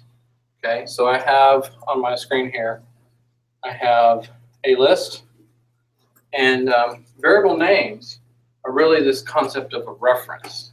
We'll get into what a reference means. So a list, and I'm using an assignment operator, which is just an equal sign. And then there's some syntax. I don't know if you can see this very well, but these are square brackets. Okay, and there's 3 strings. They could be single quoted or double quoted that happen here in a list. Now, a list is also an array, and it basically means that you can have as many of these as you want and be able to refer to it in a list function, right, as an array. And there's also, these are indexed, so you can get to them really quickly. It's Python 1 index or 0 index? What do you mean 0 index? It's Oh, the first, 0. First Oh, number is 0. Yeah. the first number is 0. Very good So question. that's just 0, 1, 2, not 1, 2, 3. This is 0, 1, and 2. Perfect. Okay. Yes, it is 0 based. So what Mike was asking here is when I refer to this element, this is the 0th element. So, and we'll get into that. So I know this is a lot now, but That's meaning you know. for calling, you're actually calling one of them. right. So if you want to get just one element of the list, that's how you would do it. So exactly, it's 0, 1, and 2. And then we have a dictionary, which a dictionary is also known as a associative array or a hash, key value pair. So basically what happens is we have a key, I'm calling it 1, 2, and 3, and you have a value, which is the integer 1, 2, and 3. So these are really used a lot of places, like a lot of places. So they're like the fundamentals. There's some more advanced stuff, but just for now, we'll just go over some of the basic stuff here. We've kind of gone over a string. So a string can be single quoted, like I have here, 1, 2, 3. These are 3 strings. It can be double quoted, right? They mean exactly the same thing. Why would you use one over the other? Preference. And also, if you use a contraction in English, you might use double quotes. So that way you don't have to slash escape it. So what that means basically is a string basically is just literally a specialized list that has each character, right, and string. So that way you can refer to a word. It prints it however you print whatever is inside. Yes, exactly. So when you print this, it would print exactly what was in it. And when we did the hello world, we just passed in a string. This print, whether or not you use the 2.7 format or the 3x format, will take a variable number of arguments. So you could print anything. You could print, this is what we'll do in here in a minute. You can print all these different, you can print a list, a dictionary, a tuple, and you could just use a comma, right? And then just keep adding things so that way it gets printed on one line, okay? Now the tuple is basically the same thing as a list, except it's more efficient and it uses less memory and you cannot change it, okay? It's called immutable, right? Mutable and immutable, it sounds complex, but basically what it means is mutable means I could mutate it, I can change it, right? I can change it. Now, immutable means that I can't change it. Like if I change it, I have to create a new thing, okay? It's a little advanced, but I'm just gonna throw these terms out there, and don't worry if it doesn't make sense right now, I'll just keep repeating them in different circumstances and scenarios, and then eventually we'll start clicking, right? If you're not familiar with it, some may be familiar, some of you may not. When you read it online, read a little bit, you'll also see some of the same terms. They're defining, you know, some of these computer science terms. So tuple, again, just means you can't modify it. Like when I have a list, I can do a dot append, and I can add a 4 without destroying the list and creating a new one. Okay? And in fact, when we create things and destroy things, we have this concept of a garbage collector. So back when I was talking about the static programming languages, you have to manage memory yourself, right? You have to tell it, you have to do it on something called the stack. So I don't want to get too much of that, or the heap, which you allocate memory. But in Python, it takes care of all those GUI details, right? Like all those complicated things. You don't have to worry about that. So basically, these are all created. This is a reference, and that means that it points to an area in memory. So this a list variable name, which variable names you can't have spaces. It has to start with a character. You know, you can use underscore. Can't use hyphens, and you can't use periods. So there's some specific characteristics of what a variable name is. What you can have. Go ahead. How does Python handle white space? Very good question. That is what makes Python Python, and it's kind of unique because those other languages you have semicolons and curly braces. In Python, basically Guido is like Guido and Rossum, basically the author of Python, decided to do something kind of innovative. So languages at the time, you had to use curly braces to note scope, right? And scope here, so I've got a for loop here. This is a looping construct. And basically a loop is to tell the computer to do something over and over and over until it ends. Okay, and that's just so you don't have to type this so many times. It's just one of the flow control basics, right? So in here, I only want this one print function to happen for each one of these, right? So it is indented, okay? So that is the same as defining the scope of, you know, so everything is here as the outer scope. So basically when I run this code, it will just run top down. When I run this code and it gets to this for line, we have for thing in, then we have this tuple. This is a tuple, same thing as this tuple up here, right? It will do print type thing for each one of these. And only this line. I can put other indented stuff as long as I want. It's within the same scope of running it for each one of these. Make sense so far? You don't have to close any You don't have to close any parentheses or any semicolons. No semicolons here. You can actually put a semicolon, but I don't recommend it. Sometimes for debug, I do semicolons. Is an indent 4 spaces? Indent can be 2 spaces. The de facto, there is a general recommendation 4 spaces. Okay. You can use tabs if As you want to little be as different. 2. You can be as little as 2. Yes. Okay. And please don't ever mix tabs and spaces. Yeah, don't do that. Don't do that. But it makes life much. To work, you have to have a colon. So for this for loop to work, I have a colon here at the end. Yes. Very good. Same thing with methods and classes, and we'll get into that. What if you had another, if you wanted to print it twice? If I wanted to print So this would twice. you have another colon at the end of that? So So you would have the same print statement. yeah, so basically I could just, let me just go here and I'll start showing you. And so everyone's comfortable with being in Python and seeing the 3 greater than signs, and being in the command prompt either seeing $, or a, we're going to cover that point. But so let's look at hello again. So I'm going to say string. Whoops. Okay. So if I want to print something else, I'm just going to say, you know, the actual value of thing, and I'm going to do another parameter. I'm going to say thing. This is where we get into references a little bit, because thing is actually going to change from a list, bdict,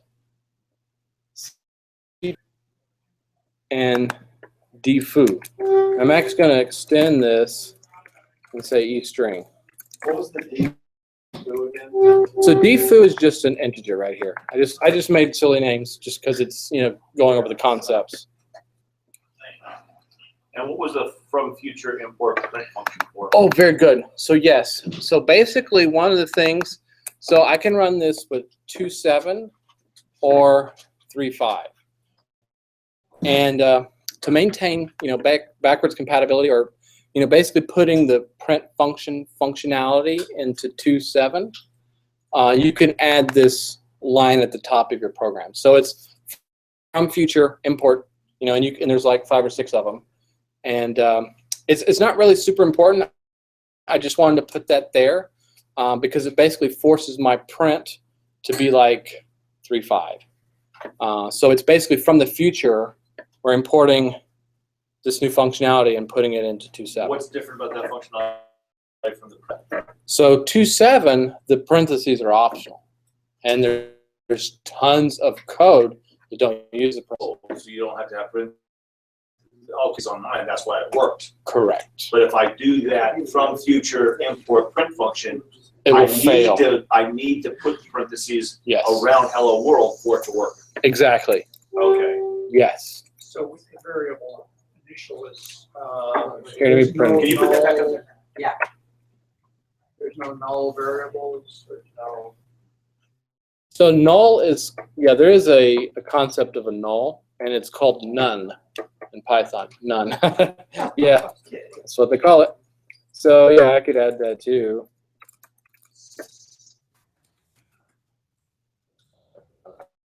Why not? So, let's start with uppercase and B. Yes. Yes.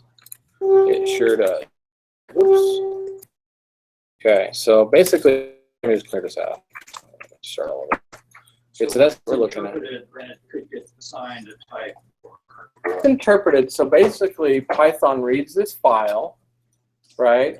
And I don't want to get into too much of the details, but basically, it reads the file, and it can save it as a PYC file or an __PY cache file for optimization, right? Because like reading the text file and going through the logic of what everything is and parsing it, right, takes a little bit of time. Not a whole lot of time, but as your program gets bigger, so it creates this PYC file or PY-cache file to speed it up. And then it checks the timestamps and it's like, oh, if you've modified it, then it regenerates it. But then if you're running the same thing over and over again, it runs super fast. So it has this bytecode. We can get into that at some point, but to keep it simple for right now, basically I just kind of want to go through this. But yes, and we can explore that in more details if you're interested. Significant size. Yeah, it doesn't matter until it gets to a significant size. You're exactly correct. Right. Okay, so to answer your question, in this same scope, right, I have as many lines as I want. I only need the colon here to basically begin this, scope of what happens inside of the for loop, okay?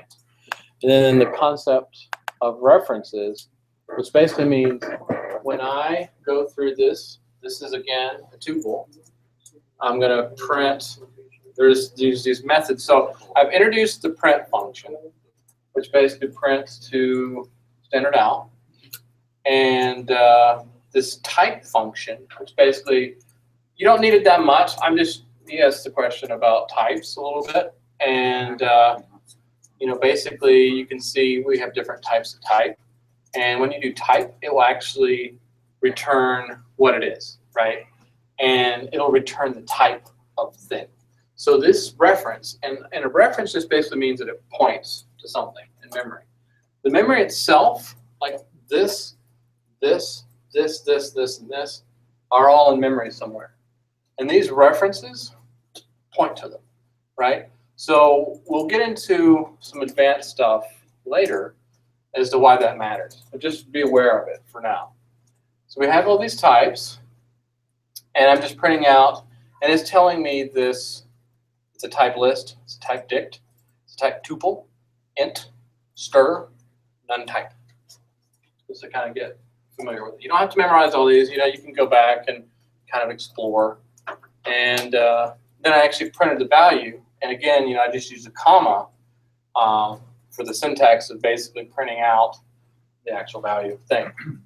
And when it gets to that, it'll say value of thing, and it'll actually print a string representation to the output. 1, 2, 3, 3, 2, 1, 1, 2, 3, 1, 2, 3, none. The none type, presuming that that's something you could just make up. That's not a built-in type. It is a built-in type. It is a built-in. It is a built-in type. So there's a true and a false, which is Boolean. It means it's either true or it's false, right? And none basically represents null in other languages or nil in other languages. It's just basically used in certain circumstances when you want to represent the absence of something, right? So this variable here, the f_none, is pointing to a none object, which is basically nothing, okay? And you use this in cases, and I don't want to get into examples why, but you do use it. It's just one of the types that you do. So list, we can modify. We can append stuff to it. There's a method. And each one of these is an object, right? Which, what that means is that it has a class behind it, or multiple classes, and it has methods or functions. And that means when I call, a method, which we'll get into that, but I can use a dot and call a method. So lists can be modified. I can append stuff to it. I can get the value of something. I can change the value inside of one thing. And dictionaries, so these are the key value pairs, but they're a little different. So each one of these is based on core computer science stuff. And so the way that these types operate, they're very efficient. They're very optimized, right? So there's cases when you want to use tuples. If you don't want to modify it, it's fairly small. Lists, it can be a bit bigger, take up more memory. You can change them. Dictionaries, when you want to basically have a key pointing to something else, which this can be anything. It could be another dictionary, it could be a list, it could be any of these other types. And the cool thing is when you're getting an element of a list or an array in other languages, it will return that particular element when you get it. Here I'm just printing out the entire string representation of what it is. And in the dictionary, you notice the syntax is the same, but the order is different. So the reason the order is different, yeah. I didn't notice that until you just said something. Yeah. The reason the order is different is because the way it stores the data is different. So that's why we have types, because integers versus dictionaries, they're handled internally differently. But these are the core ways of storing data and also manipulating data and interacting with it. So dictionaries are optimized. They're not ordered. There is something called an ordered dict, but that's a more advanced topic. It's in the collections class, but it does exist. But generally, just dictionaries themselves are unordered. And they're made to be very efficient. So there's this thing called a hash that's generated. These keys have to be immutable, which means they cannot change. And a hash basically means you take this, which is a string, and convert it into a number efficiently. Yes? So I'm running 3.5, and when Yes. I printed my dict, it said 1.3.2. So it's going to be different, right? Different versions of Python is going to be different. Because it optimized it in a different way. They changed the way that it works Gotcha. behind the scenes. Fair enough. So it's just unordered. I just want to bring this up early. Predictable. If you rerun the code again, you might get it differently. Oh, good. Yeah. There is an ordered dictionary library. Got it, okay. It matters. So you Sure. should- Hey, you made it, stud. Yeah. So yeah, exactly. So you add stuff to this and it can change. Sweet. It's just the way that the underlying Sure. part works, and we can get into that later. I'm just trying to keep it very high level, very just to kind of go over the basic concepts of we've just gone through the different types, and Dustin, in that for yes. function, the print value of thing, are those curly braces or just parentheses? Oh yeah, so these are parentheses. I wonder if I can make that a little bit bigger. That's a good point. Let's see if I can make this just a tiny bit bigger. Does that help clarify bigger, or is that? Go smaller. Are you serious? No, I don't think It's not changing at all. I don't think It's getting much bigger on my screen. Okay, maybe it's lag. It's a little bigger. it's a little bit now. That's a little bigger. Okay, so it's just a lag. Okay. You've got like these like inch big text on your screen. Yeah, it's quite massive. Okay, It's great. much easier to read now. Okay, good. So yeah, so really the only curly braces that are happening here is in the dictionary. So when you're describing a dictionary, so Python knows when you're using square brackets, you're going to be doing a list. When you're doing a dictionary, and you have curly braces and a key, which this could be a number, could actually be a legit integer number, and a colon, and something else, then that's how you specify a dictionary. These can also be empty. Emma? Sorry. No, that's all right. So your for loop is, Yes. is it inside of your hello world file? Yes. Very good question. So yeah, so basically the entire file here is here. This is what I'm just running right now. And this is because you're using bash? I'm using bash just as, what's running this, just because I love it so much. But, I mean, you can do this different ways, right? So I just ran Python. This is a special version of Python.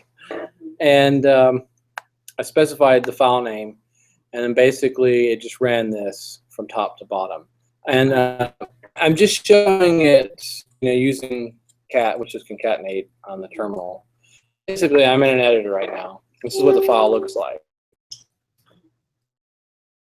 Right, so there's something else I want to introduce. On that second line, print value of thing. But if I delete that, it'll print out the class list.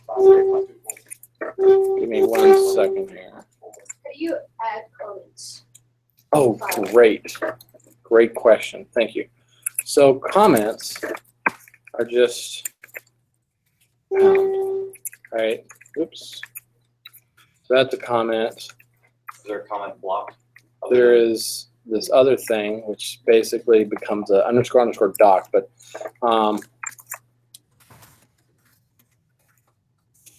so I use the triple quote. So basically, if you want to do, multi-line, actually, let's do it down here. Let's do.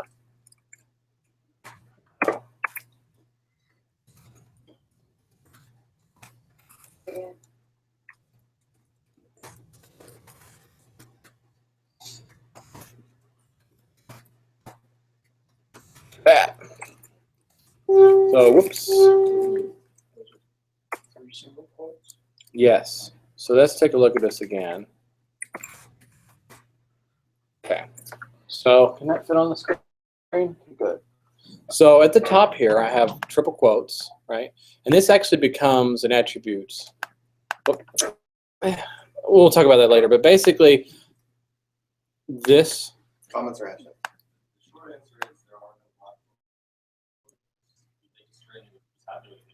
Yes. That's kind of what I'm doing here. Actually, I was just able to use the double quotes and leave space between, like, leave a few lines and later down put the three like the double quotes, and it likes it. So I guess that's the way to do the block. Yeah, so I mean, if you want to do a multi-line, so basically this is creating a string. It's just not used, but it is assigned to something. But we'll get into that later. So essentially, it's being thrown away, right? There's a way to get those. And there's one other thing I actually want to kind of go over. So we have comments with pounds, and this is just some of the syntax as well. And we have the different data types. And then when we run it, it does the same thing. It's still a string, except I didn't add it to the tuple list. Yeah, to the for loop. So space. I'm going to do something else. Okay, so this the method. Oh, no, we're getting big words. Before you get too far Yeah. ahead, I'm getting this error on a traceback error, or a name error actually. Yeah. It's saying that my C underscore tuple is not defined. Okay. Well, let's take a look. You add this one to the type in. I have parentheses, 1 comma, space, 2 comma, space, 3 in parentheses. So I'm getting this. Oh, is it? That's mine. Okay, so we got an underscore happening there. Oh, down there. Yeah. So that's what was happening. Oh, okay. It doesn't check this one. Okay. So if I have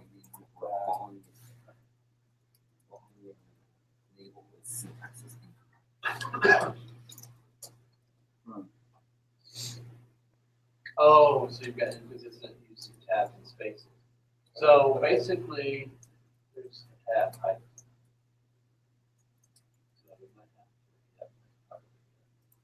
So that might be an editor setting. So Yeah, and I just changed it, went back and like rewrote the file.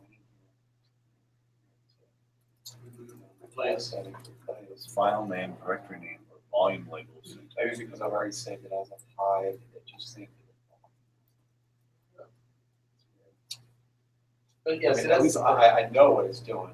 Yeah. Put this from future import print. Oh, that should. Oh, yeah. That's why. Oh, that's cool. Because the print function. Okay, so go up to line 1 and hit enter complex. Now go back up. Hit enter one more time. Go back up. Go space. Go back up to top. Now type in from space underscore underscore future underscore future underscore underscore space import space in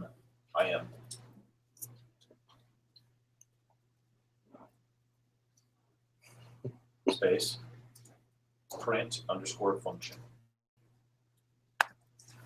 No, underscore, there you go.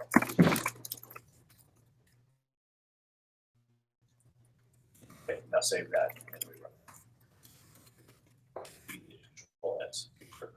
Now, look over here and just hit your up arrow. Up arrow. I hit enter.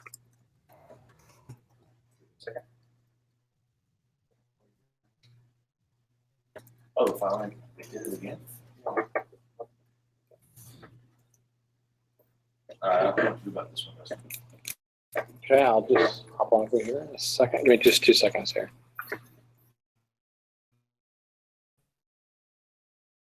Okay. Space. So I space what that is. So this is just enter to type, so feel free to kind of like explore and try different things. Type C, everyone on the same page here. Name error, none is not defined. Is it capital M? No, you need to go capital M. Yeah, it is case sensitive on those types. Okay, save it, control S. No, shortcuts. And I might as well put in a Boolean because someone talked about a Boolean. About true false. Go there, it's up arrow. The, Enter. the main, that's defining. What is it? I'm sorry? Def, your third line down, def main. Yes. Parents, that's a method. That is a method or a function. Okay, so everything, where's it again? Very good question. The method ends, see how this is all spaced in? This multi-line string makes it a little complex. This method is everything highlighted right now. And the reason that is because these 4 spaces. I have 4 spaces all the way through here. Now this guy, because it's a multi-line string, it goes, yeah, through. Okay, so it was confusing, a little confusing, but you know, and you could do the 3 single quotes or the 3 double quotes. Do it on purpose. I kind of did, but I didn't mean to. Okay, so do you see what he's saying? You see what he's doing right So, there and then with you got three quotes, if- 3 single quotes? Yeah. Did you go, You know what it explain is? your if statement down It's a here? cloud. So the So if basically, statement, yes, it does thank you. allow you to. So this is used in a lot of Python code, And right? Python will completely. So when you run, anything in Python, those quotes, what happens it's is just the name for will instructions, be so you know main. what you've done. So when you have a file called hello.py, and I run it, That's like what it is. It's running comment. Python hello.py, what we've been doing, Method. what happens is there's these special underscore names. But you right? can also do. This is how 3 Python single defines quotes. things that you don't normally Or use. that will do This multi-line file double quotes, the 3 double is quotes, called 3 single quotes. main. Now what's really I'm cool sorry. We'll do is it this like actually that. makes it so Specific that one you can, after. from another There's a Python comment. file, So there's 3 different ways. Okay, does it have to be a file or is it just a function within a file? So, oh, that's a good point. So the name I called down here is arbitrary. And functions or methods are synonymous. Method is more preferred, but they mean the same thing. So this main right here has nothing to do with the main function. Right? So it means when you write a bunch of functions, so right now we're just writing one function or one method, right? But you know, as you're writing stuff, and basically the whole process is taking something really complex and breaking it into tiny little parts that are succinct, easy to use, and stuff that you can work with later. So you kind of boil it down to the simplest form, and you have them together to make something big happen, right? That's basically boiling it down, distilling it. That is what we do. Like that's what development is. It's identifying a problem, taking it from a big picture and into the most succinct components that can be done as part of achieving a goal. Whether it's driving a robot, whether it's hosting a web page, whether it's printing out the types in Python. So we create this method here, and we haven't even gotten into classes yet, but this method is just basically, it will run this. And the cool thing and why you put it in a method is so you can run it many times. is you have a set of instructions. This is what this is. This is a set of instructions to accomplish a goal. And then you have these, and you call these methods, and they do something, right? I mean, you could have something that, you know, sorts characters. You could have something that, you know, like I said, you can host a web page and a different framework that has all those functions for you, but you could write them all yourself. And the reason you import and have other functions is because, you know, unless you want to reinvent the wheel, you know, you could use something that someone else has already done and is used, stuff like that. So I understand you've written a function called main function. Yes. But the word main is like a reserved word. Yes. And so that is, reiterate what you said about that. Okay. The main, the reserved word main. Yes. So, I mean, if you have multiple functions, or so you always have to have a main. Like, see. No, you don't always have to have one. No. Okay, so I'm trying to understand what main is. Yeah, so, yeah, I'm kind of where you're at. What is the purpose of the if main main? Yeah, that's the crux of my question is what exactly are we doing with that line? Yeah, I can't remember if it's follow following. Let me try this. So basically, let me just run this. So here we have, here that's actually not called the main function. I'm just going to do something else here. I'm going to comment out this line of code, and I'm going to put a placeholder called pass, which basically means do nothing. So when I run this, it just says the name of main is, or the name of, sorry, the line of code that I'm running right now is right here, okay? It prints out the name of this, and then it has a name and a file. Now these are reserved variables. They have this weird syntax of double underscores, which generally means reserved or special. So that's the same as the special. future up in the from future import function. Yes. It's a reserve. That future is a reserved special. function. Yeah, it's a reserved name. special name or reserved. Okay. Yes. So they're in the documentation. I'll have to see if I can find a better list. I mean, you know, they're called magic methods or magic. You know, it's basically a special thing. It doesn't collide with your normal workflow. That's the purpose. So generally, if you were just to call it name, it might collide with something. You know, if you want to say, hello, what is your name? Oh, you want to use the variable name. So they try to make it so it's not going to collide with anything you're ever going to do. And it's just, it's a special reserved magical function to do something. This is a special import. What does it do? What is it reserved for? It is defined, and so let me do another print to make this even clearer. And some of these may be useful because you might want to know, like, you know, what something is. It's sort of like an environmental variable, but it's not an environmental variable. It's valid inside of Python, right? So you have these. There may be a list. Maybe someone might find it and post it on the Slack.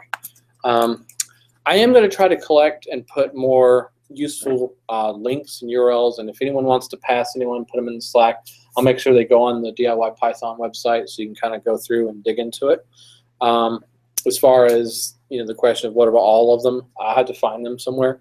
I do want to get into more of the documentation. I kind of should have at the beginning, but we'll get to there. I know technically we've got 15 minutes left, but at least I want to get some of the basic concepts here. So let's just run this, and we'll have basically these two things, right? And what happens is those variables or references to the data, so the name is going to be called main. You see that? And then the file name is actually called hello.py, right? And there's a bunch of other ones. So what happens, import was a more advanced topic. We'll talk about modules and things like that later on. But it must be main. You can't call it Fred. No. So it's just a reserved thing. So basically what happens is, what we're saying here, this is a special magic code that you will see almost all over the place. What will happen is if you're running it, with Python, if you're running this file directly, means that basically you will do this. So this is an if statement. So we've introduced the concept of an if. We've introduced the concept of a for. Oops. And we've introduced the concept of some of the basic data types here, and comments and syntax and indentions, So this is stuff like that. a directive to the interpreter or something. Yes, that's a good way of thinking it. It is sort of like a directive, yes. And it basically means in the future, if you want this main function to appear somewhere else, you can import it. So it's making your life easier now. And it's one of the kind of the basic things. So main is that is that main. whole thing. The That whole thing thing. is main. So if you have The whole thing. if you have other files Yes. that are called by main, you run the main, or you run the file name of this, whatever this file name is, you run hello.py. Yes. That's your main file that you would call, and then it directs to everything else. Right. All any other files you have made up. Right. So yeah, you can have different files, and we'll get into modules later, but this is basically kind of supporting that. Maybe I should have picked a better name. So I called it do things. So because I saw there was a little bit of confusion with the name, because I called it main and that, so basically it doesn't matter what you call it. This does matter very much so. And basically what it means is later on, if you make this a module, you can import it, and this do things method will be available. All the stuff you define on the top and things like that, you can use them and make your life easier. Because basically you're kind of building an empire, right? I mean, you're building different functions, different methods and classes, and we'll get into classes at some point.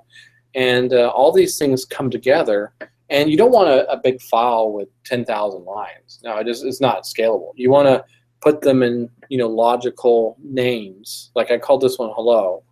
I had some other stuff too. Name is referring to the name of file. Of the entire file. If I create another, hello world part 2.py, and I have the exact same thing, it's still going to be called name.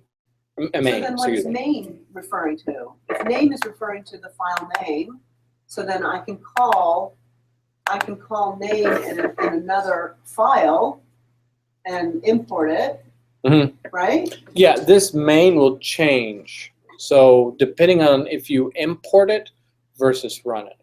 Did you have something, maybe a better way of explaining it? Maybe. I was actually just wondering if it would be easy to just do a really quick import of this thing, but I don't know. I could do that. Like, I'm actually asking that just so I can see it happen. No, that's fine. So to create a module, there's a lag. There's this file that has to exist called __init__.py. And this is documented. And you can go through the tutorial, and you could go through a tutorial and read about modules, and it explains clearly. I'm kind of just touching on different topics, but basically you have to have this file that exists. Touch is a command to just create an empty file. That's all that is. It's just a Unix thing. So you could create it with your editor and just call it init and have nothing in it. You could put something in it, and basically I would be able to. I can import, if my path is set, I could import hello. And what just happened is something magical. So when Python, it has a similar thing to path, right? So if I import, system, and I do system.path, I get basically my Mac OS path. But then I can also do, I'm sorry. So basically this is the locations that Python would search for, things related to modules. And when I do an import, which is basically like an include in C, C++, it brings in that stuff. But if you notice, when I did this, what happened? The name of this is no longer underscore main. It's actually hello, because I created this thing called hello, right? And the file name is hello. But the thing is that it ran. Like, I import something, I don't want to run it necessarily. You know, I want to be able to call that method later, so that do things, whatever I called it, that method could be executed when I want it to. So that's the reason we do that little magic. It's so that it gets, the actual execution happens when I want to call it. Does that kind of make sense? A little bit, but I'm trying to figure out why mine didn't work the same way. It's okay, I'll figure it out. Yeah, we can look at that. And so, and actually, Dave, would you mind kind of talking about, because I just want everyone, we got 10 minutes left. I'm happy to stay longer and go through everything. There's another class you want to talk about, I'm sorry, your DIY bio. Yes, you want to talk about that just briefly, because I want everyone to know that that's happening. And if they want to go into that, they can. And then, you know, I'm happy to stay here and go through. Took a little bit longer than I expected. This is the first time I've kind of run this, but appreciate your patience. I will continue with this, and I'm happy to kind of like go with what I had for the agenda, but it may be, I may have been a little bit more, I may have tried to get more done than what we could have done. But if you want to just talk about that just briefly. And thank you, Dave. But I'm happy to continue on, but just as a good introduction. So most of you know we're doing a DIY biotech lab over here in the corner, and on Saturday afternoons what we're doing is we're working towards actually putting together classes, and we're also working towards just building equipment for it.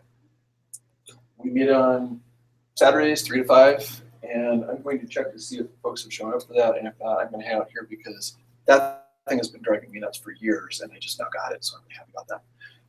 But if you're interested in learning about biotech, we're doing things like taking a bacteria and teaching it how to produce a fluorescent protein by introducing some DNA to it that it did not previously have. We are taking things like 2 soybeans, one of them's GMO and one of them's not, and being able to actually test them and see the differences by running them in a gel and see the difference. We've got a fluid handling robot, so we're actually working with other labs to replicate experiments here by actually programming the robot using Python to actually do stuff that grad students would normally spend hours doing. We're going to start doing some stuff with plants and plant tissue culturing. We're going to start doing some stuff with yeast.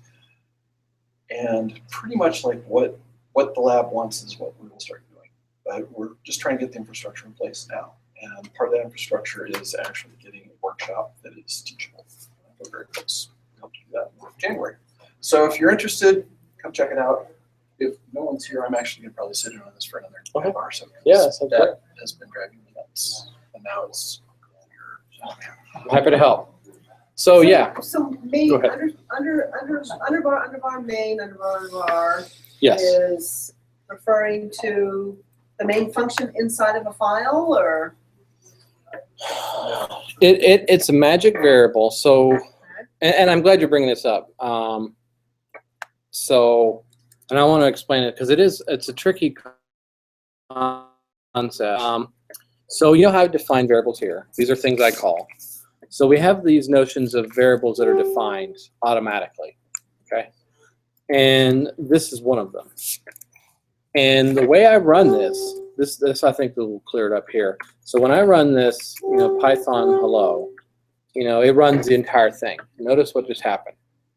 I got this, which the name variable is value is __ main. So it actually ran what I wanted it to. So the name of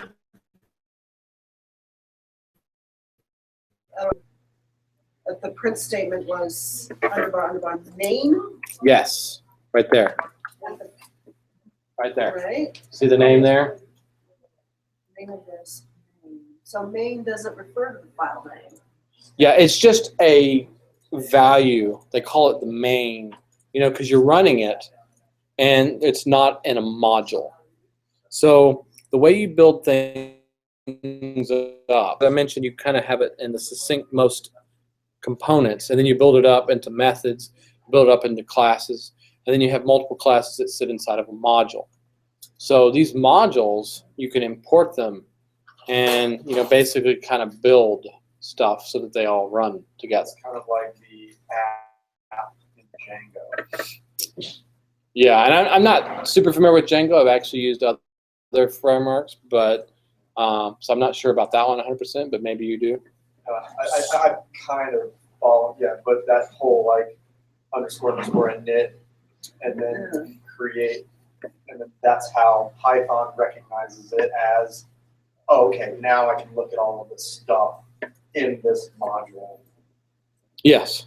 So it's just a special thing. So the value of name, just like how I did these other things and printed out the value of thing, it is that. Now when I import this magical file called, pardon these other files, but called it init.py, right? Now what that means is that I can import it as a module, right?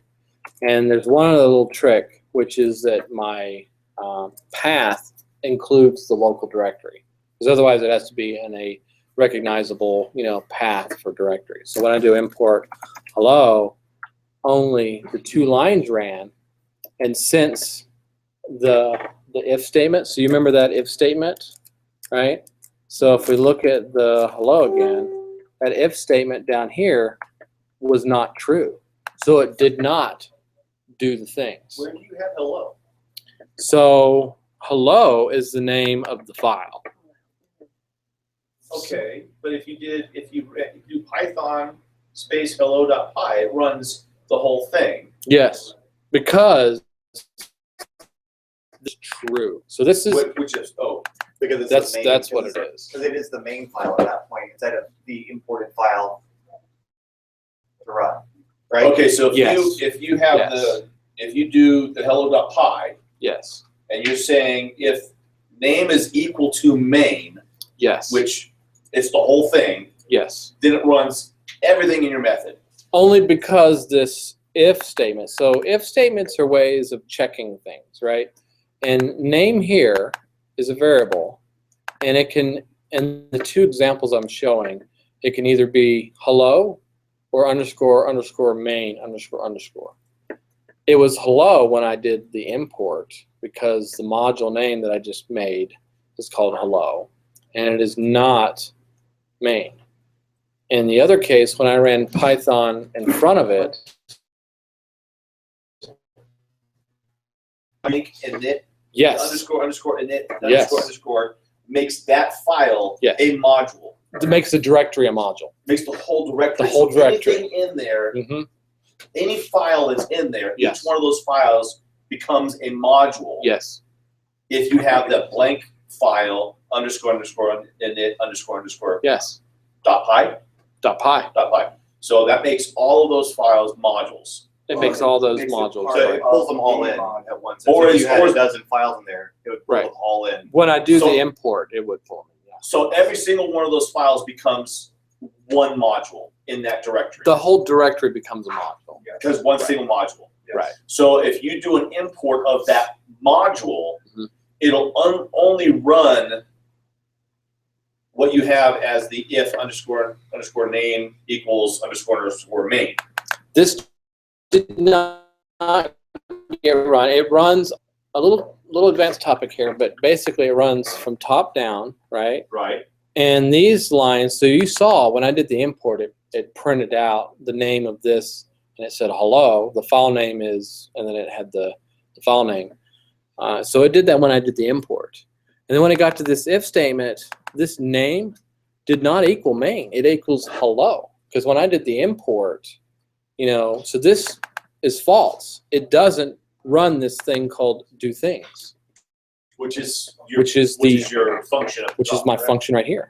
So it didn't do The that. comment says if it runs directly, it's going to do the things, but Yes. because he's running it as A part of the module. module, that statement's false, and it's not going to. Oh. Yes. Yes. There. Okay. Yes. Okay. That makes more sense. Now. Yes. Yes. And I'll show you just one more time. So here I'm Okay, in the so that was- Python. next was, okay, what was the difference between hello and hello.py? Yes. I didn't know what the difference was there. Yes. Yes. So if you run that one file directly, it's running it as main. Yes, with the underscores. With the underscore. Yes. But if you import the folder hello. With that underscore init underscore .py. Right. Now that module, that folder module, whatever file you pull out of that and run directly, it'll only, because of what you have as the if statement, it'll only run what's under that if statement. Right, correct. And that's why you do it, because when you have a bunch of imports, and we'll get into imports, because you want to basically not have to reinvent the wheel every time. You can, but why? You know, and you have these fancy libraries. Someone else has already done it, like the Ulights, right? You can just import all that, and bam, you've got functionality for Ulights. Or, you know, whatever you want to import, or import, you know, Django, and you get all the Django stuff, or Blender, you know, all the Blender stuff, which I haven't done that. I know the gentleman just out there, you know, was interested in doing that. But, you know, there's all these libraries where people have already solved a lot of these problems for you. And essentially, we've just created our own sample of a module, right? Which is, so again, in between, right? So we've got the method, we've got the class, which we haven't really gone over class, and then we've got the module, right? It's kind of like from smallest, small, medium, large. That's kind of how it's structured, okay? So we're importing the module, and this could be a class, and I was hoping to do that, but I do have another example if everyone wants to stay. I'm happy to go over that. And the last thing I want to kind of just point out, it's not really relevant right now, but for those that ask about it, the file name is actually PYC. So as opposed to PY. PYC is inside the folder hello. Yes. So I didn't create that entire file. folder, which is a module. The entire folder is a module, yes. Now, I didn't create PYC. So remember, Mike, when I was we were talking about bytecode, and I created a hello generator. When Python reads the file, it creates a binary file. It's a bunch of characters we couldn't recognize. That makes it more efficient. So just something to know, the file name now is PYC. Interesting. Yeah. And so importing, you have to name your folders to what you want. Right. The So folder name is going to be your module name. yes, and in this case, because I'm using the local path, generally you have a way of, you know, structuring the code, and you would create a directory, and basically under that directory you would call it. So, like for example, you know, the website actually, this is where this is. I'm going to put this on GitHub. I haven't had a chance to do it. I will put all this stuff on GitHub so that you can check it out and see. I just haven't gotten there yet. But the way I've structured it here is I've got a, I'll do F. Okay, so you can see, and this is Mac. So these indicate these backslashes in bash mean this is a directory, right? And these are files. This is a symlink. We don't have to worry about all this stuff. But I've got this thing called diypython, which is the website, right? And under here, you know, I have something called init.py, something called main, which we haven't talked about that yet. I have a model, templates, a directory, you know, view, static files, and stuff like that. So my whole module, because I've got this init thing, it's called diypython. That's the website that I created, right? So in there, you know, it has this init. So the reason you have the init, just to kind of go over the purpose, is because you have a lot of directories in your system. You have lots of files everywhere. And Python doesn't want to go like, you know, opening stuff it shouldn't open. So it figures a name, underscore init, underscore .py is not something you're going to normally have in a directory, you know. So it's not even going to look at it. It doesn't even look at it if that file doesn't exist, you know. So that's there. So it'll scan. Awesome, thank you. Thank you for coming. Thank you. Great. So it'll scan everything, and if it doesn't find that init underscore init underscore, it'll pass over that folder. Correct. Yes. But if it finds it in there, then it recognizes that as, okay, this folder is a module. Yes. Yes. That's how that works. And as I mentioned, this PyCache, you know, there's differences. This is just for making it faster. You don't have to worry about that. So that's pretty much that. I did want to kind of go over, if anyone has any questions, I wanted to go over one other thing if we have time. We can stay here as long as we want, and I'm happy to keep going. I think the recording, I gave it an extra hour, but if anyone has any questions, so And also there's bathrooms. I don't know if I mentioned or not. Feel free to use them I anytime have you need a them. comment. Though. Go ahead. So I'm using an external editor. I'm using Notepad to actually write my Python file. A Windows shell. If you're in the shell and you change the file and save it, you actually have to exit the shell and get back into it for it to import it correctly. Right. Because it says, I'm going to use this old version of it. So I guess that's probably from the precompiled thing if I were to guess. So there's a command called reload. Oh, okay. So you can do reload and then the name of hello. So reload parentheses hello, and that will read the file off the disk. Gotcha. Again, it's meant for efficiency. So Python is pretty efficient. It's not the most efficient, fastest language, but it is the simplest, right? I mean, it is one of the simplest, I think. Everything is pretty darn fast, right? It is still interpreted, but it's interpreted bytecode. There's other types of interpreters. I'd love to get into that conversation about different types of interpreters. For now, we're just using the standard, what's called CPython. So anyone have any questions? I do have one other question. Yeah, go ahead, about please. Method. Yeah, methods. What is the definition of a method? Oh, You good. probably already answered this, but I No, I didn't kind of go over it that well. So because this. I know you put method in your code as a Yes, this is object oriented. So I'm going to call the method, and what do we want to do? Let's print say hi. Okay, we're going to create a method and hi. I like to print the headline on the first line of the CNN website. What? I don't know what you're talking about. I don't know what you're talking about. Oh. I'd like to scan a website. Too soon. Pull the headline. Listen, hey, leave them alone. This is their 9/11. So I'm going to say hi. Okay. Oops, sorry. Okay, so I can actually do for I in range 10. Okay. I've introduced a new thing. And this is the reason we have methods. Okay, I commented out this do things. Okay, and now I've got this for. So this is one of the basic ones. So it will go through what's called an iterator in range or X range and 2.7. I don't want to go into X range right now, but it's for 2.7 only. But in 3 and beyond, it works. This works in both. There is another thing I don't want to get into. So say hi will run 10 times. Okay. Where is say hi? Oh, He put it at the very top. I put it at the top. Let me show you. I'm sorry. So I put this right here. This is another method. Print like 10 times. Yes, exactly. It's going to print hi 10 times. So that is a method up there? It is a method up there. Everything with def is a Where method. did I get declared? Very good question. I declared it right here. So remember. Where? Where? Oh, can you not? Yeah, you can see it. Def, say underscore hi. No, he declared I at the bottom Yes, right there. Oh, I. in the for loop. Yeah, so the first thing of the for, Logic. You don't have to tell it that I is a thing. It's just a thing. this gets defined. Yeah, it's kind of like a placeholder. In this, so basically the first A list gets set to thing.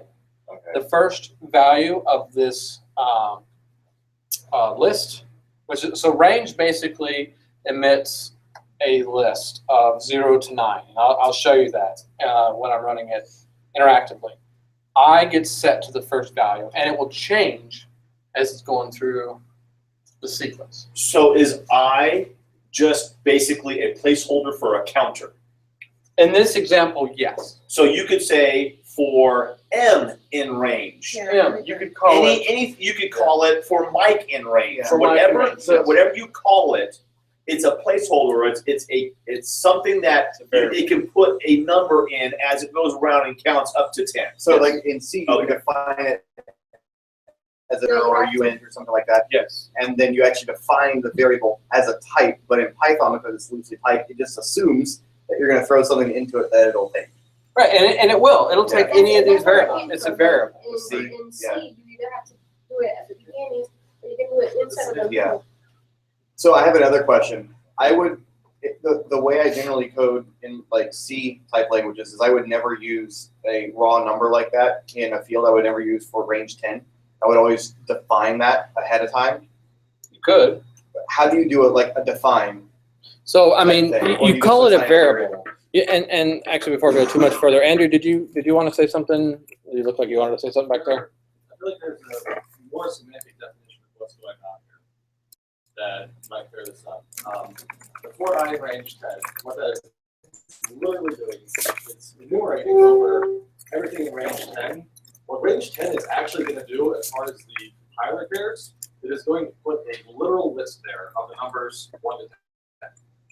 So when it evaluates that statement, it says, for whatever in this list, do the thing. Okay. So if he were to have taken the dictionary, he could have still done for I in dictionary, and it would have enumerated over the dictionary values instead. Yes. I had nothing to do with it being a number at all. Okay. So range is another one that's really common. So this method returns a list. Okay. It's called a sequence. And thank you, Andrew. When it read range 10, that's what it was actually. Okay. Yeah. It's not actually counting the 10, it's getting the first 10. Whatever. Yeah, so range is a function that basically returns a list. See, these are lists because of the square brackets, right? And I can also specify a start and ends, but that's less common. Notice it's inclusive, exclusive. And, you know, I could do 10 to 1 and -1. I think that's what I do. Yeah. So you can count backwards or 0 to get, you know, to 1. So basically range is returning lists. In 2.7 only, there's this more efficient way of doing xrange, which is a generator. It exists. I don't want to get into it because it's more complex. So it's just range is something that I've never seen, so that's kind of interesting. Yeah, range is basically a way of counting through stuff. Yeah, so you can, and then again, you can start it with 1 if you So want. what you were saying is if instead of putting a number in there, you put dict in there, or or b underscore dict, Yeah, that's it would actually Read through those values instead. read through Yes. one of those values. Yes, just toss it let's do it. for I and b dict, print I. So let's make another method and So example. now you're creating a variable called I. He is there too. He was making a variable called I before. Right. Okay. The shorthand, I usually in this construct, it's just a semantics thing. It usually means index. So whatever is at that index of that list. So that's why I is always used. I always That's see why- that's I why see you guys always use use I in Arduino as well. It's just a common variable. So So index is a why common. they use I. Okay. Yeah. Okay. That makes sense. Thank you. If I is inside of a for loop like that, it becomes part of that loops variable. It's not a global variable, so you can use I. So it's a local variable for that Yes. for loop only. Well, it Unless leaks out. you declare it outside of the scope in the global area. Sort of. There's actually a minor difference. So when it gets defined, it's within the scope of the function or the Okay. method. That's Got it. that's a minor Okay. difference. These are globals here. Yeah. So I'm refactoring the code and changing it because there's this concept of dry. It's called don't repeat yourself. And the goal here is to make succinct methods that do things, and then as you add them, you kind of refactor the underlying thing to make it better. So I could have pasted bdict somewhere else, and there would be 2 places that said that in the code, and if I wanted to change it, I would have to do it 2 times. If I copied it again, it'd be 3 times, 4 times. Yeah. We want to simplify it. So and since you just mentioned globals, it's a perfect time to talk about globals, which these are available inside of all of these methods. And this is a perfect segue to classes. We haven't introduced classes yet, but we're But getting there. so if you put one of those, a list, that's a variable, or it's a variable. All okay, these so are if you put one of variables. those variables Yes. in one of those methods, Yes. it is no longer global.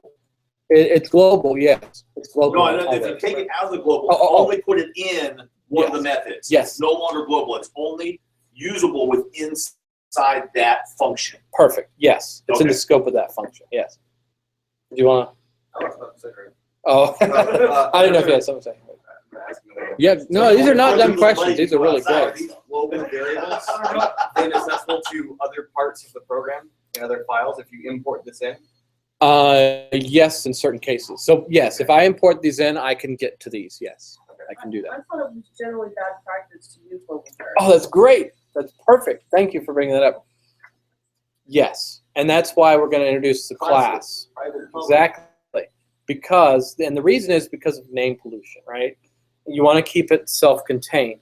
So part of the things with object orientation, right, you've got this concept called encapsulation. Okay, here's another one of these computer science terms. What that means is that it's contained. It's encapsulated. Everything is within this thing and it doesn't leak out other places. And the reason that is you simplify it to this one thing only so that you go to this thing and it has all the details. So globals are basically spewing it out for everything. So the reason you generally don't, you want to use them sparingly. We're going to wrap this in a class eventually, which is a class which is basically a container for multiple methods. That's what a class is. And then a module is a container for multiple classes or files, right? So that's how. Yeah, module, class, method. From biggest to smallest. So Yes. your module contains Everything. everything. Yes. And then your class Yes. contains multiple methods. Yes. And then your methods contain your individual functions. Your individual lines of code. A method and a function is the same thing. I use A method and a function are the same thing. Yes. Okay. I'm using them interchangeably. So different programming languages call them different things. It's generally considered a method. Do you want Is there such a thing as a struct? No. Okay. No, and that's a C++, or that's a C thing and a C++ thing. So no, See, not that used really. to confuse me before because you used to call them methods. Yeah. I didn't know if there was a difference between a method and a function. Yes. So basically, programming languages that are not OO from the ground up are functions. Those that are object-oriented, OO, are methods. That's kind of the distinction, but they're used interchangeably all over the place because it's subtle. Is Arduino OO? So Arduino uses C++, and it is object-oriented, but you can also have non-object-oriented functions. So it kind of does both. Yes, I've done it in Arduino. It's kind of interesting. So that's where the terms come from. And again, I'll just keep reusing because you're going to see them in YouTube videos. If you watch stuff training online, you're going to see this in online documents and books. And that right there helped me a lot, just knowing that methods were functions. Awesome. Because I didn't know that they were the same thing. Yeah, they are essentially the same thing. Yeah. That's awesome. So, okay, so let's go back to this example here. So we've got the say hi, which we do 10 times. And we want to do what Andrew Studnicki is. Bdict. Right, the bdict. So I made it a global. And now I'm just going to print, oops.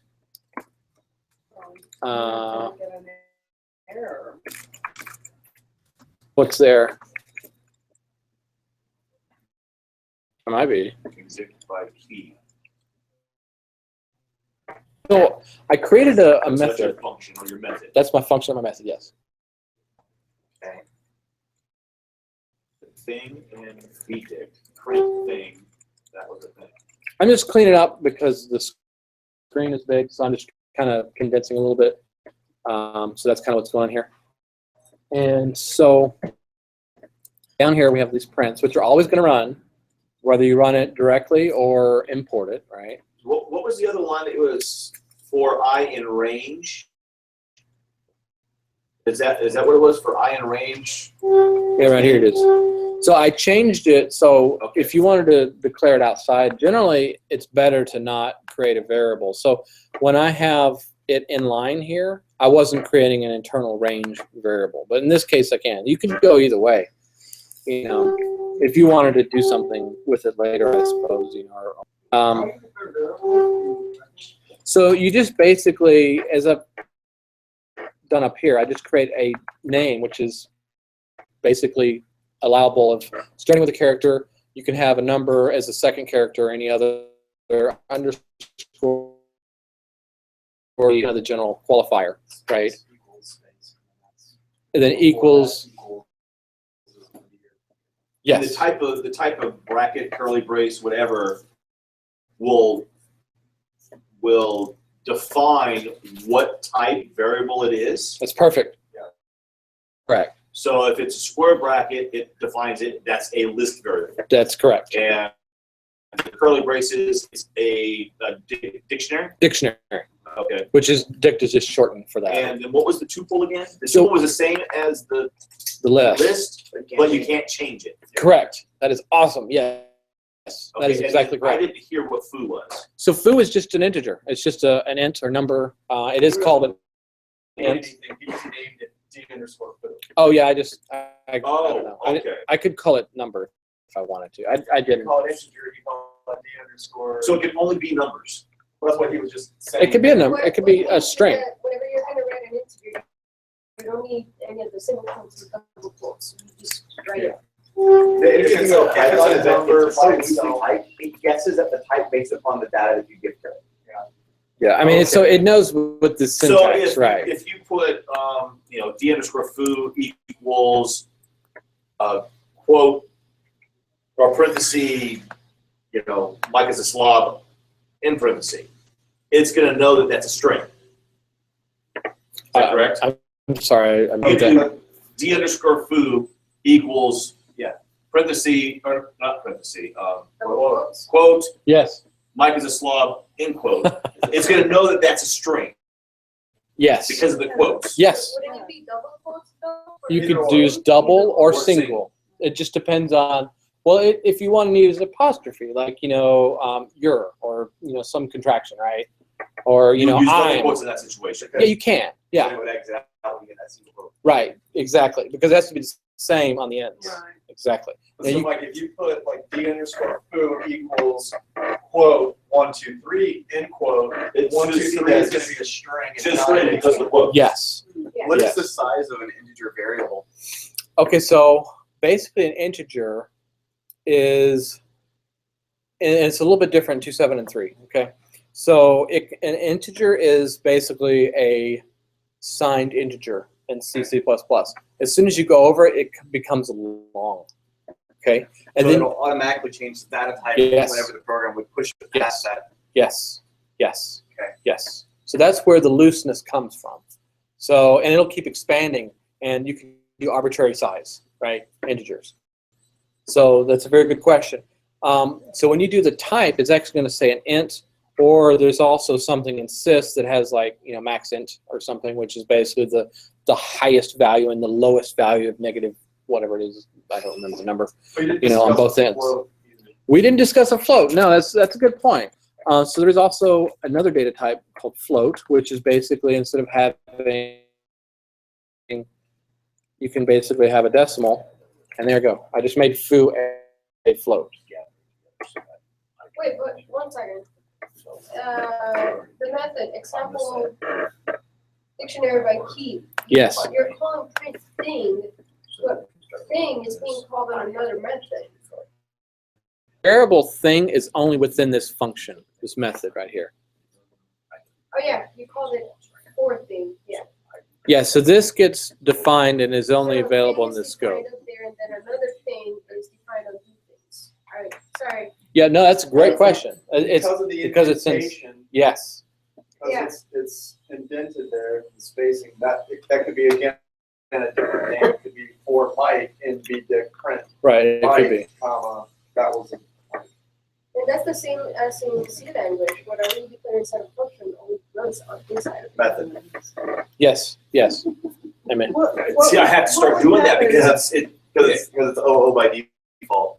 Yeah. Would you get an error like if you said, write a def example dict by key? If you said, if you wrote print type thing, would you get an error? No.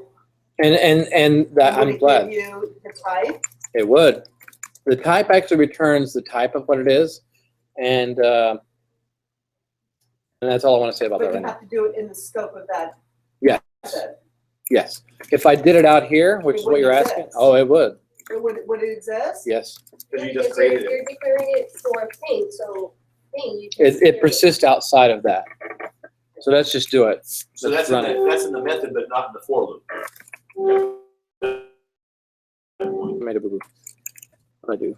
I did the old style print. Well, if you have the, Way to the go. last value we Come on. had, There was the times. I and know. then with the four Revert to 3. thing will be the last value. Actually, this is 2.7, but I can also make it 3. PyPy is another interpreter. I have it set to 3.2. They both work in both. I could also remove this top line, and it would have worked in 2.7 if I wanted to do that. And I'm sorry, did you ask a question? I missed what you said. If you were asking something. No, you at the end Yeah. you said same thing, type thing. Wouldn't thing be the last value of thing? It would be the last value of thing. Yes. Let me just run this again. No, you guys, these are great questions because this is exactly what's happening. And some of these are tricky. One was the last one, so that's why one is appearing again at the end. Which the order is different, right? Because you ordered it differently. First you type Wait, wait, thing, and then you said type thing. So let me print out. It's the code. He's moving so fast between the I two know. of them, I can't follow what he's doing. I'm sorry, I'll slow down. Slow your butt down. Okay, sorry. No, that's, he's naturally, it's just, yeah, I need to speed up or something. No, you're fine. I was just going back and forth. I'm sorry. And there's a little bit of lag on this Chromecast too. It doesn't help. Okay, so I'm in this function, example dicted by key, and I'm printing out the value before we go into the loop. So we're going to print out these two things. I'm going to print out bdict. And I just call it, I don't know, I could have called this something else. I didn't. I just called it that. Okay. So why do you have bdict in quotes and then not in quotes? Oh, good question. Because I want to print, this is a name. So I want to say bdict before I print out bdict. So this is a string. Oh, okay, okay. Yeah. So you're printing out the string and then you're printing out whatever's in bdict. Yes. Yes. Okay. And then now thing comes into existence. And thing is set to the first key, using the example that Andrew had mentioned. So 1. So it's going to be the first key, which is, it could be 1. Oops, wait a minute. It could be 1, 2, or 3, and However, depending on to the order it, because there's no Yes. order because it's dictionary. Yes. But it's the, No order it's the because it's word- dictionary. It's the word. It's and the not- word, which is word a and string. not the numeral. Correct. And it's a string, which is the key. This type right here is a string. This type right here is an int. Okay. So, okay, in a dictionary, why do you have to have the string and the integer? Yeah. Why do you have to have that in there? I'm using it, so it's key value. So basically key, and then I can have the value, set to, Mike. Whoops. I could type. And I could call, key 2, I can't have a duplicate, and I could call it, 4321, right? I mean, I'm just making silly, this is what we'd call a toy problem, which is great for defining like how it works, right? And that's kind of the point. Kind of like The if you dictionary is a key Google value pair. So he's saying for key in bdict print. Yes. Which often you use that. You say for key in the dictionary. You use that a lot, yeah. Yeah. Mm-hmm. So, So then type thing is string, mhm. right? So type thing is going to be a string. So let's go ahead and run this. So we've kind of got that. I should do a split, but I didn't. Okay, so basically, I want to say bdict. So we've got this, which is always running. It's running before it even calls it. And we've got, I want to say bdict, and here's the actual string representation printed to the console of this dictionary. And then we have this type, which the string representation of type is called stir. And then we have, it's just a string basically. We have key 2, 3, 2, key 1. So you see the order is a little bit different. And then you have, that was the thing. It's just basically by, and then if I want to get the actual value, these numerical values, we can add that. So after I add, that was a thing, which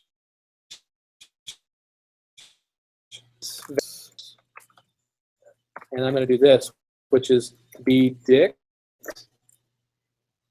thing. the value of the bdict, because thing is going to be the key. There's other ways you can what's called iterate through these, but this is just straight up iterating by keys. The thing is a variable. So thing is a variable. And you're printing. And this dictionary Thing. Is that example a function? I think. Yeah, def is short for defined function Yes. or defined. Yeah, so. From JavaScript, defining a function, example underscore dict by key.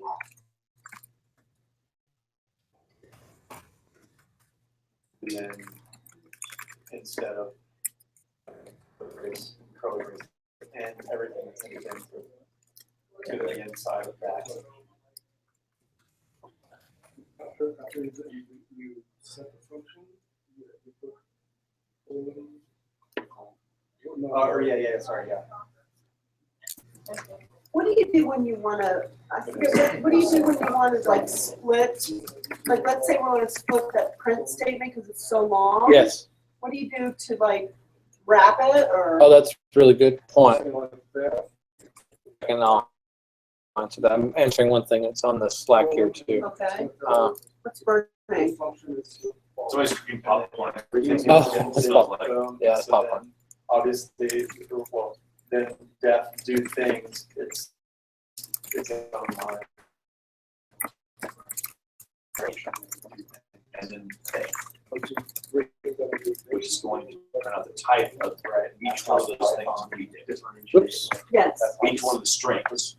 1, 2, 3, key, and key 2.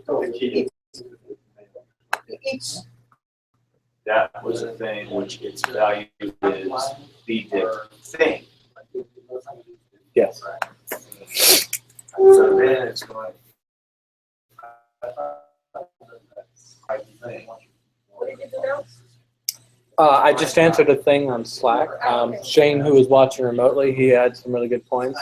So, and if you want to review this, I don't know if you're familiar with Slack, if you're part of FamilyLab or if you've ever. So, let's see, how can I post?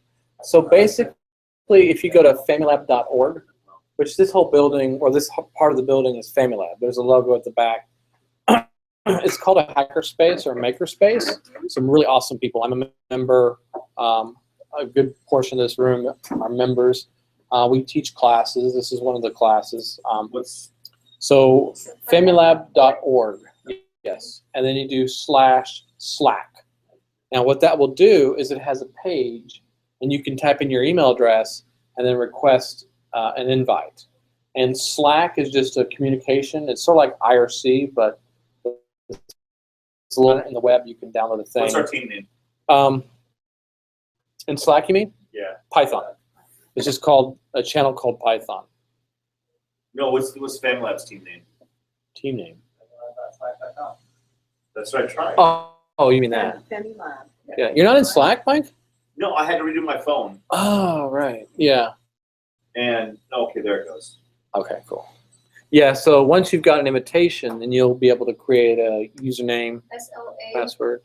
SLACK? Yeah, it's Slack, SLACK. Perfect. So it'll be familylab.org/Slack. And that, so there's some conversations going on. Unfortunately, I don't have audio with remote viewers because I was getting feedback. I had to mute it because it kept feeding back through, so it didn't work. But anyway, so yeah, so there's some discussions there. I've also got the DIY Python website. I'm going to put this source code on there. It's going to be hosted on GitHub. I will do that. I'm going to put all the content, and also if you want to send me things that you found useful, I know there's Learn Python. I know there's books on Python if you're a fan of O'Reilly. If you find Code Academy. Code Academy. A lot of my stuff that I've done I'm not so far. I'm not So- seeing Python in here. So I can put links to all that. It's Pound Python. I just said Coursera. Coursera? So yeah, so I'm happy to share that. So everyone has a different method of learning and stuff, and I want to. I look at it as I'm the facilitator here. You know, your learning experience. And you know, whatever you prefer, like you may have access to Safari books online, for example, and you could read through all those books. You may just want free PDFs, or you may want to look at YouTube, or you may want to, you know, come to a social environment and ask questions and kind of see how things are done. You may want to go on GitHub, which has tons of open source projects.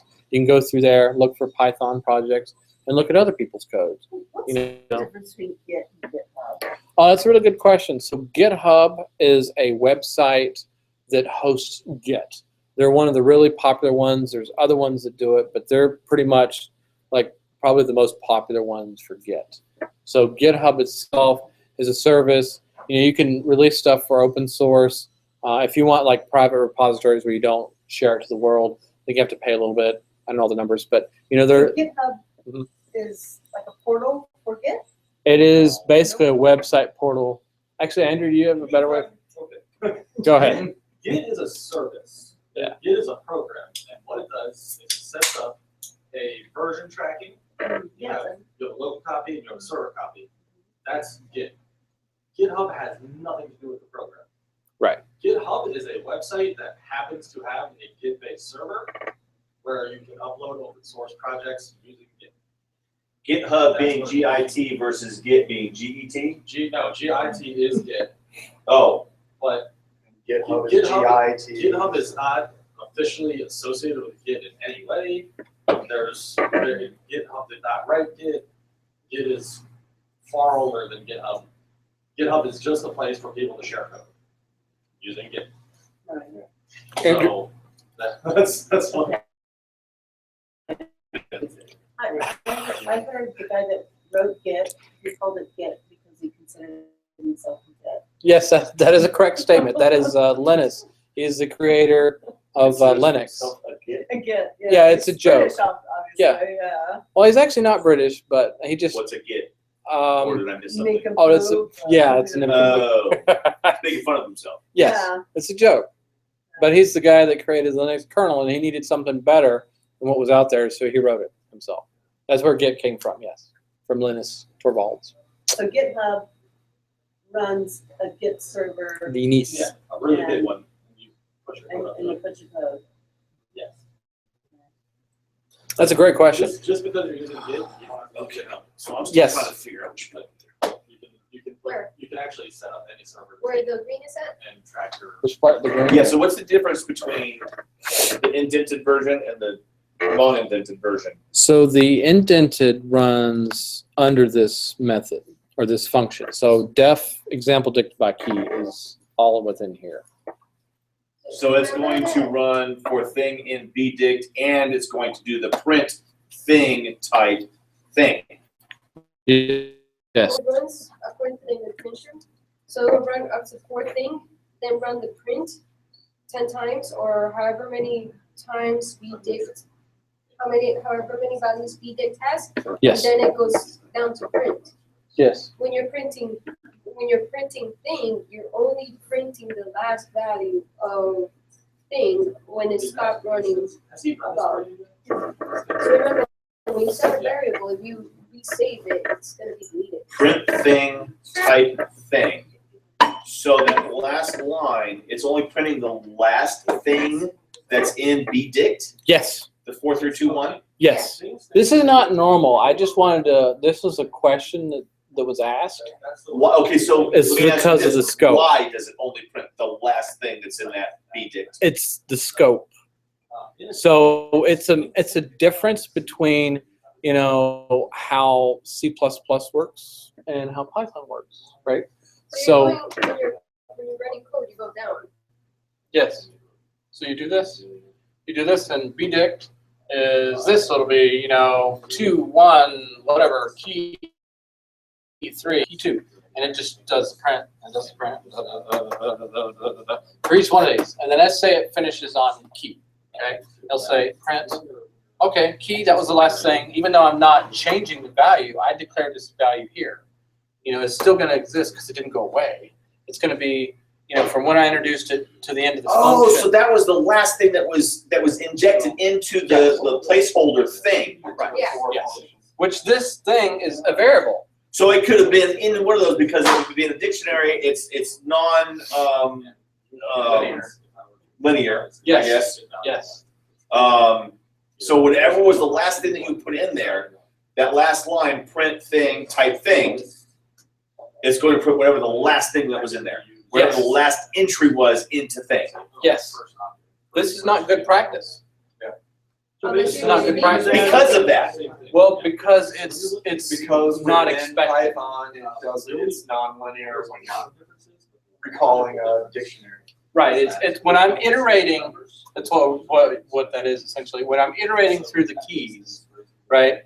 It's doing a thing for each one of them. But if I were to just kind of, this doesn't go out of scope, but to refer to the last thing, you know, it's not normal. Like it's kind of confusing, and kind of like the art of programming and development is to remove confusions. Like my goal every day is to make code as succinct, simple, reusable, maintainable, future-proof, secure in every way that I can. That's my goal. That's the goals that I try to do all the time. So let me ask you a question. Yes.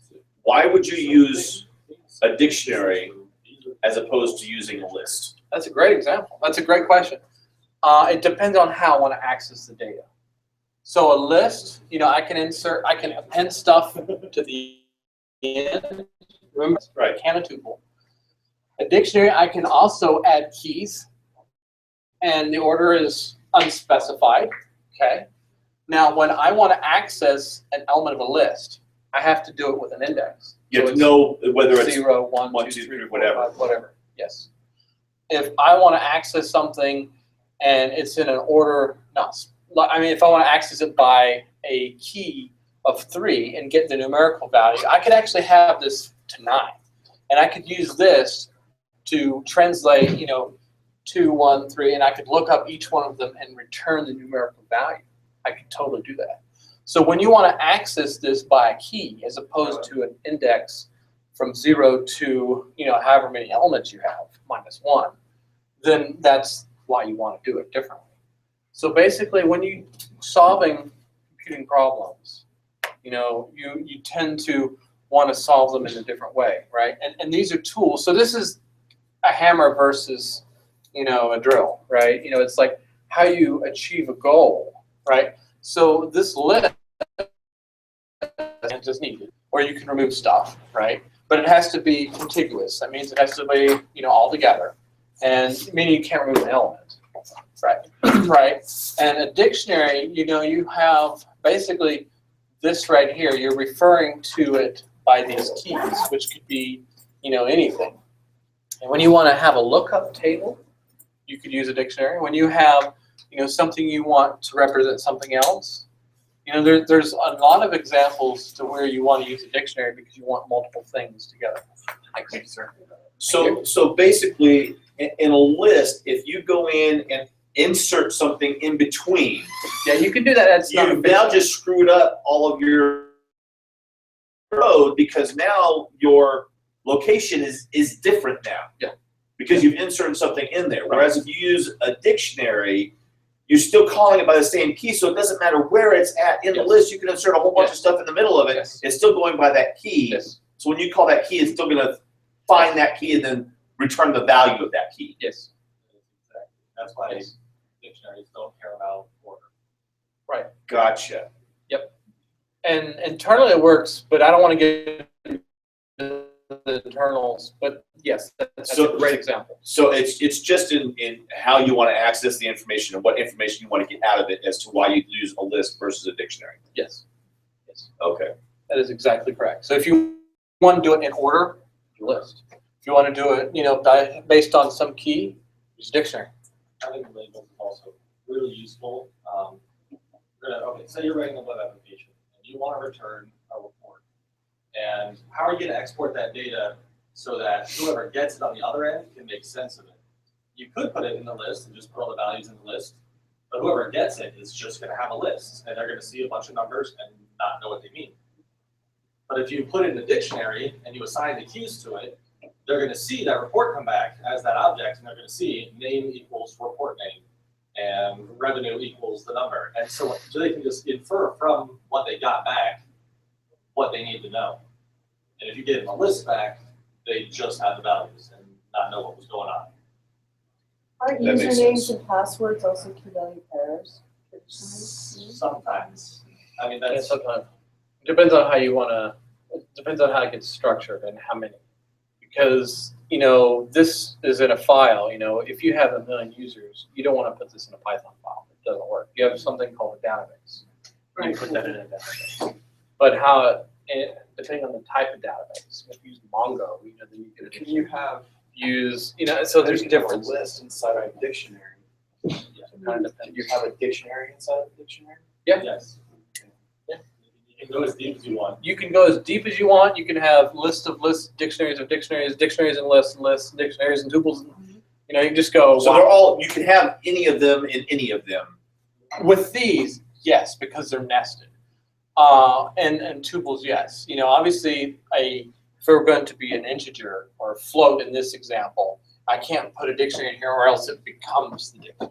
Right. But inside of a list, a dictionary, a tuple, I can put anything and anywhere except one case. These keys have to be, remember that word I said, immutable? Means they can't change. So once you make that key, once you make that key, you can't change it. Once I make this key, you can delete it and create another one. But if I put something in here that were to change, if I were to put a data type that is mutable, like another dictionary inside of as a key, not going to work. And did you want to say something, Andrew? Or you? No, Okay. So basically, The value of it has to stay the same. it has to stay constant, and that's because of the way it works internally. It uses this thing called a hash, which I don't know if that sounds scary or not. It might. All a hash does is it takes something large and returns a numerical value that's small. And if that were to change, You just change that numerical value. that's why it doesn't work. Because it's the same concept So it here. can't 'Cause be a this is variable. 0, 1, 2, 3, 4, 5, right? It can't be a variable at all. It can't be a variable because that's going to change, right? If you can put a variable there, that's fine. So the result of it can be a variable, but the Yes. key cannot be a variable. The key has to cannot be- change. The key cannot change. If I wanted to delete it and put something else in it, no problem, right? But it has that something else, and both, in all cases, it has to be, you know, the property of immutable. It has to be a string. It could be a float. It could be whatever. Whatever makes sense. I mean, Okay, so your fourth thing in bdict, right? So thing is the key, right? In your def example dict by key, yes. okay? Yes. So fourth thing in bdict, you're iterating over the keys, Yes. and then you're getting at the value by using bdict brackets thing, Yes. right? Yes. If that were a list,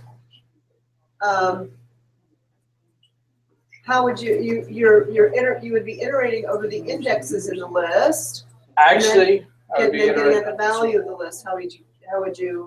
What would be the notation for that? That's a good question. So a list, so this, when I iterate, is going to do it by keys. If this were I'm sorry, a you dropped list- out. Oh, I'm Say it sorry. again. Okay, so bdict Uh-huh, is iterating or going by keys. yes. Okay, if this were a list, this list Uh-huh. up here, which is a list, Uh-huh. if I were to change that, it would actually iterate by element, which would be the actual value here. So I wouldn't even have to use this notation here. I would just use thing, and it would just be thing. Okay, and then, so then if you wanted to know the index of that element, what would you do? Enumerate. There's this thing called Enumeration. enumerate, which will basically, I put it in here, and I think it's another, I'm hearing I need to create a method to do that. So I would put enumerate, parentheses, a list, and I would get two things. I would get the index for the list, and I would get the element or the value. I'm calling these elements, but I would actually get that value, right? Which is a reference. Which So you would get you would get, So let's write that. I'm sorry? For each thing. Let's do it.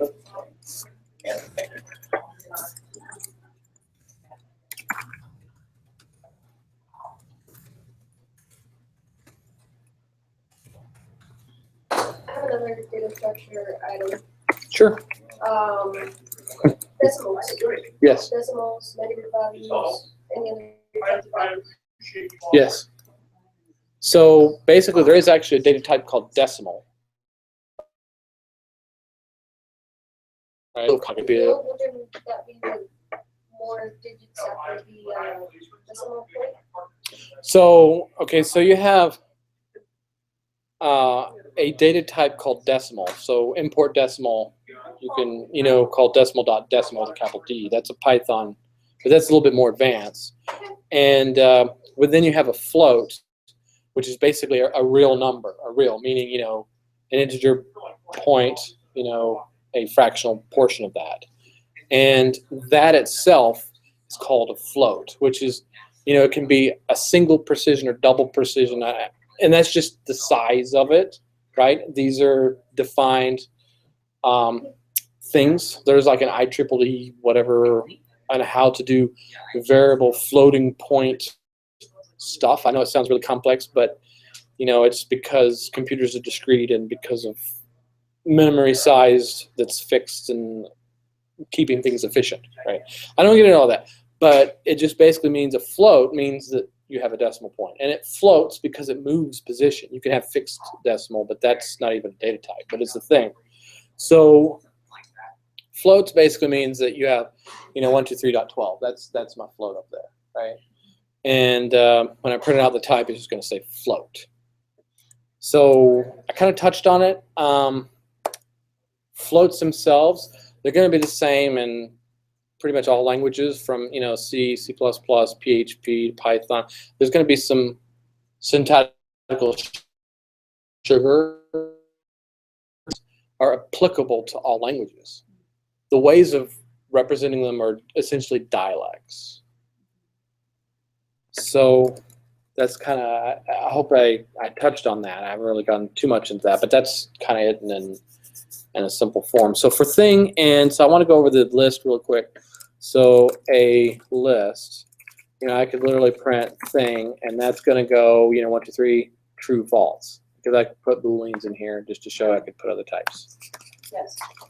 And enumerate, I just called a method which is going to take each element of a list, 1, 2, 3, true, false, and it's also going to return a zero-based index. So now I have two things in here. I could call this index literally. That's what I and J are used commonly in programming constructs. Variable names typically are lowercase, use underscore because there's a standard, it was mentioned in the Python channel called PEP8. It's basically how you code things generally to make it consistent. So anyway, I've called it index to be explicit. Comma thing enumerate. Yes. That list comprehension? It is not a list comprehension. So list comprehension is a little bit more advanced, but it basically is a one-line for thing. I feel like it's a little too advanced for now. Or index and Back there. enumerate? Yeah, enumerate, and then I want to actually call this method down here. Or index thing and enumerate. Yeah, so I'm going to put Print this. index. So index is the value. And The value. thing is the index. So index is not the value. Index is the index. So it'll be 0, 1, 2, 3, 4, right? And thing will be 1, 2, 3, true, false. It gets tricky because it's zero-based. It is the position. That is exactly what it is. Yes, but the position starts at 0. Right, Yes, of course. yes. Yes. Yes. And the thing is the value Yes. or the element. Yes. You guys are getting some really really complex concepts, but they become easier over time, and there's a lot of stuff. I mean, it depends on where your background, where you come from, but this is like the fundamentals, right? Like this is the fundamentals are where you use everywhere, and it's so good that we're going over this in depth. So I've these never are really seen good that questions. For index comma.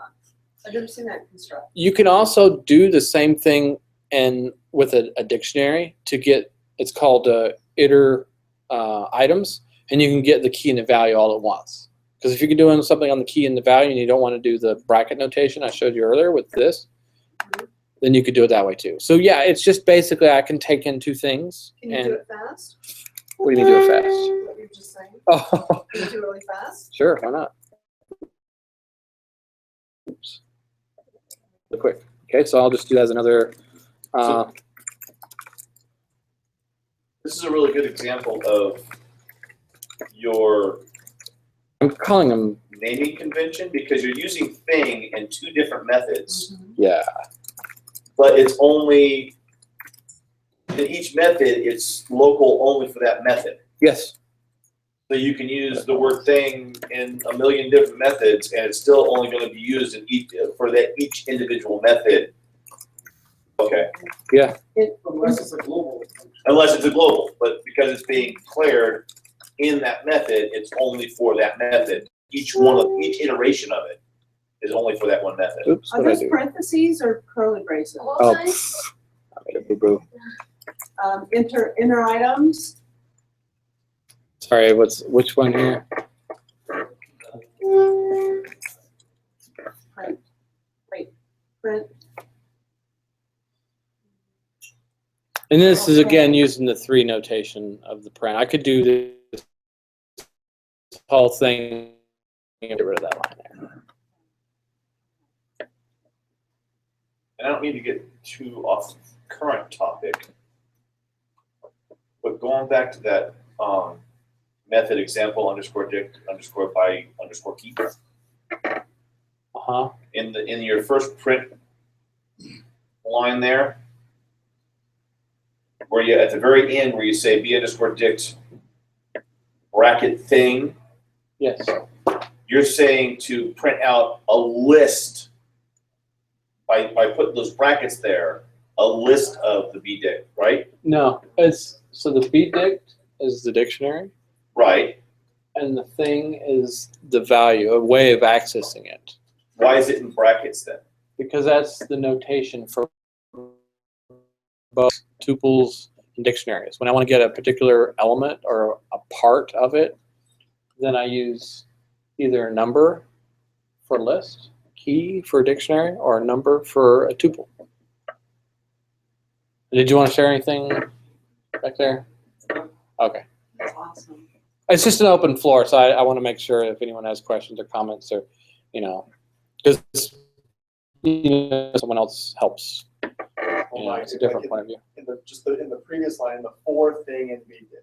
Right? Okay, so I get that. So thing is a placeholder. So in other words, it's going to do however many things there are in bdict. Yeah. That's the value. So I get that part. That's and I get the print. So the first line is going to everything in that first parentheses. It's going to print everything in there. So the first thing it's going to print is the type of each thing, whether it's a string, an int, whatever it is. It's going to put the type of it. Right. The next thing it's going to print is the thing itself.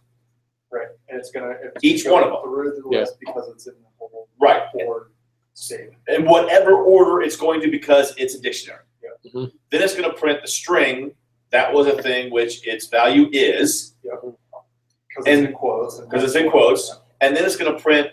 And here's where I'm having a hard time wrapping my mind around it. Mm-hmm. It's going to print bdict. Okay, so it's going back to that variable bdict. It's referencing. But the brackets around thing. Yeah. Why is it? Because it's doing a list of. That's where okay, I think I understand. Because the brackets indicates it's a list. It does, in all other cases except for this. Okay. So what is thing? Do you recall what thing's going to be? Thing is the iteration, however many times it's doing. So whatever value to put in there. Yes. By going through the loop. So let's just walk through a hypothetical thing. Okay, so say it's going to do it in order. Okay, let's say we're 1, 2, gonna, 3, 4, 1, 2, yes. 3 key bike, or 1, 2, 3 key and key 2. Yes. Let's just say it's going to do it in order. Yes. So thing is what? For the first one. For the first one, thing is going to be one. Yes. The number Right. one. Yeah, for this, not the number one, but this. The string. Oh, the string of one. Yeah, because that's the key. Because you're printing.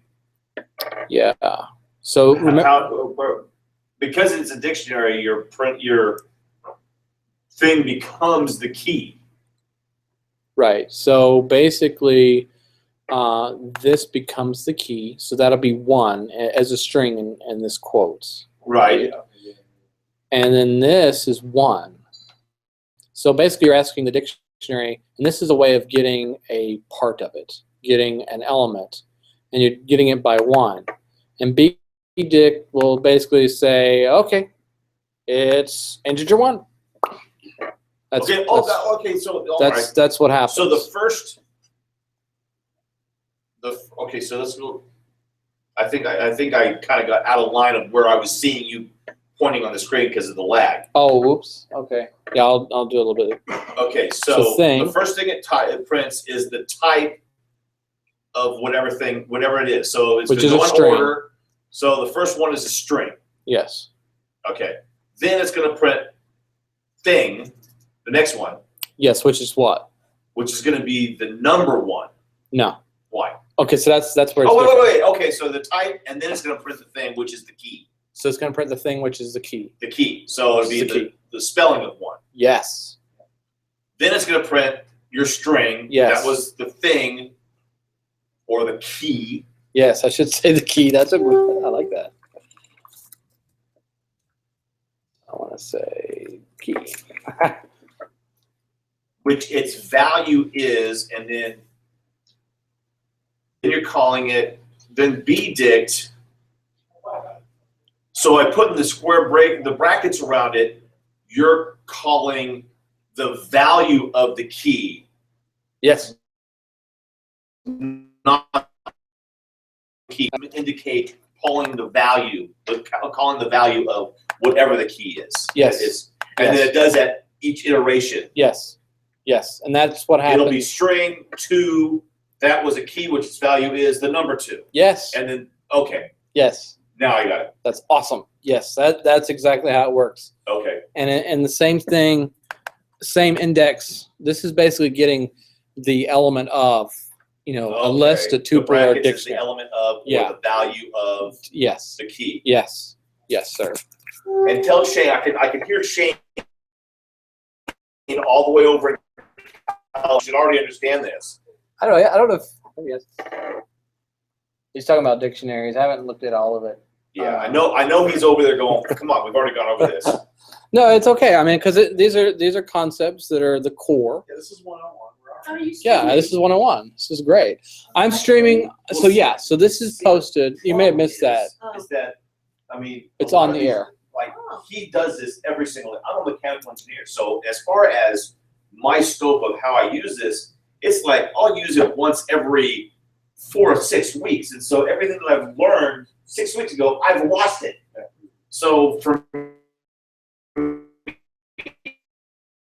that I've already learned, but I've lost it because how long ago was it that we did all this stuff with my hue lights? It's been a while. It's like 3 months ago. So when you talk about the bushings and that and impregnated with the oil and when you talk about mechanical engineering, same thing, right? I'm doing it every single day. Yeah. So and that's a good thing. And I'll get to your. Well, actually, let me just say real quick to Amy. You may have missed the first part. So basically, this is going to be available online. I'll post the link. It's doing the Hangouts on the air. We have a couple of remote people, and if you missed a concept, you want to go through it or scrub through it. It's basically an open service. You can see the beginning. Yes. Wonderful. Yeah. So that's what that is. And then Hangouts on the air? Hangouts on the air. I'll post it on the Slack. On Slack? It's the first time I've ever used it, so I got to figure it out. It's on the diypython.com website. It should be on there. I've heard remotely that there's a little bit of a lag, probably about a minute or so. So Shane lag. So Shane was saying something on the list. Yes, that is correct. So if you want to find something by a name, not an index, but a name, is going to be faster. He's absolutely 100% correct. Okay. Yes. This is optimized for speed. It's optimized Well, by I a don't key. understand how it can be faster Because it's still having to search through that No, entire it's list, not. isn't it? No, it's actually not. So that's why it's not in order. Okay, That's why you said it's hashed. it's hashed. It's hashed. It's So hashed. It just knows. Yeah, well, there's an algorithm for it. I don't want to get into that necessarily because it's more advanced. But essentially, Okay. this is stored in memory, right? And when you give me a key, you give me a word, a string, right? I take each letter, let's just say a simple hash, and I use, modulo 22 and add up and I come up with this number. And it just computed this number. And then I have a data structure internally which points to Mike, right? That's all it is. It basically takes the key, it hashes it, and looks at it, how it's stored internally. And it's faster. If I were to do it a list, it would have to go across. And search each and every one until it comes to its number. Right, which is big O of n, right? As opposed to essentially big O of 1 in average case, right? Which we don't know yet, but maybe it could be that it stores in alphabetical order. Right, yeah, how it does it internally. However it does it, yeah, it's Right. Yes. it recognizes it. Yes. So that's why it's faster. Thank you, Shane. And let's do the question that Emmy had. So basically using this enumerate thing.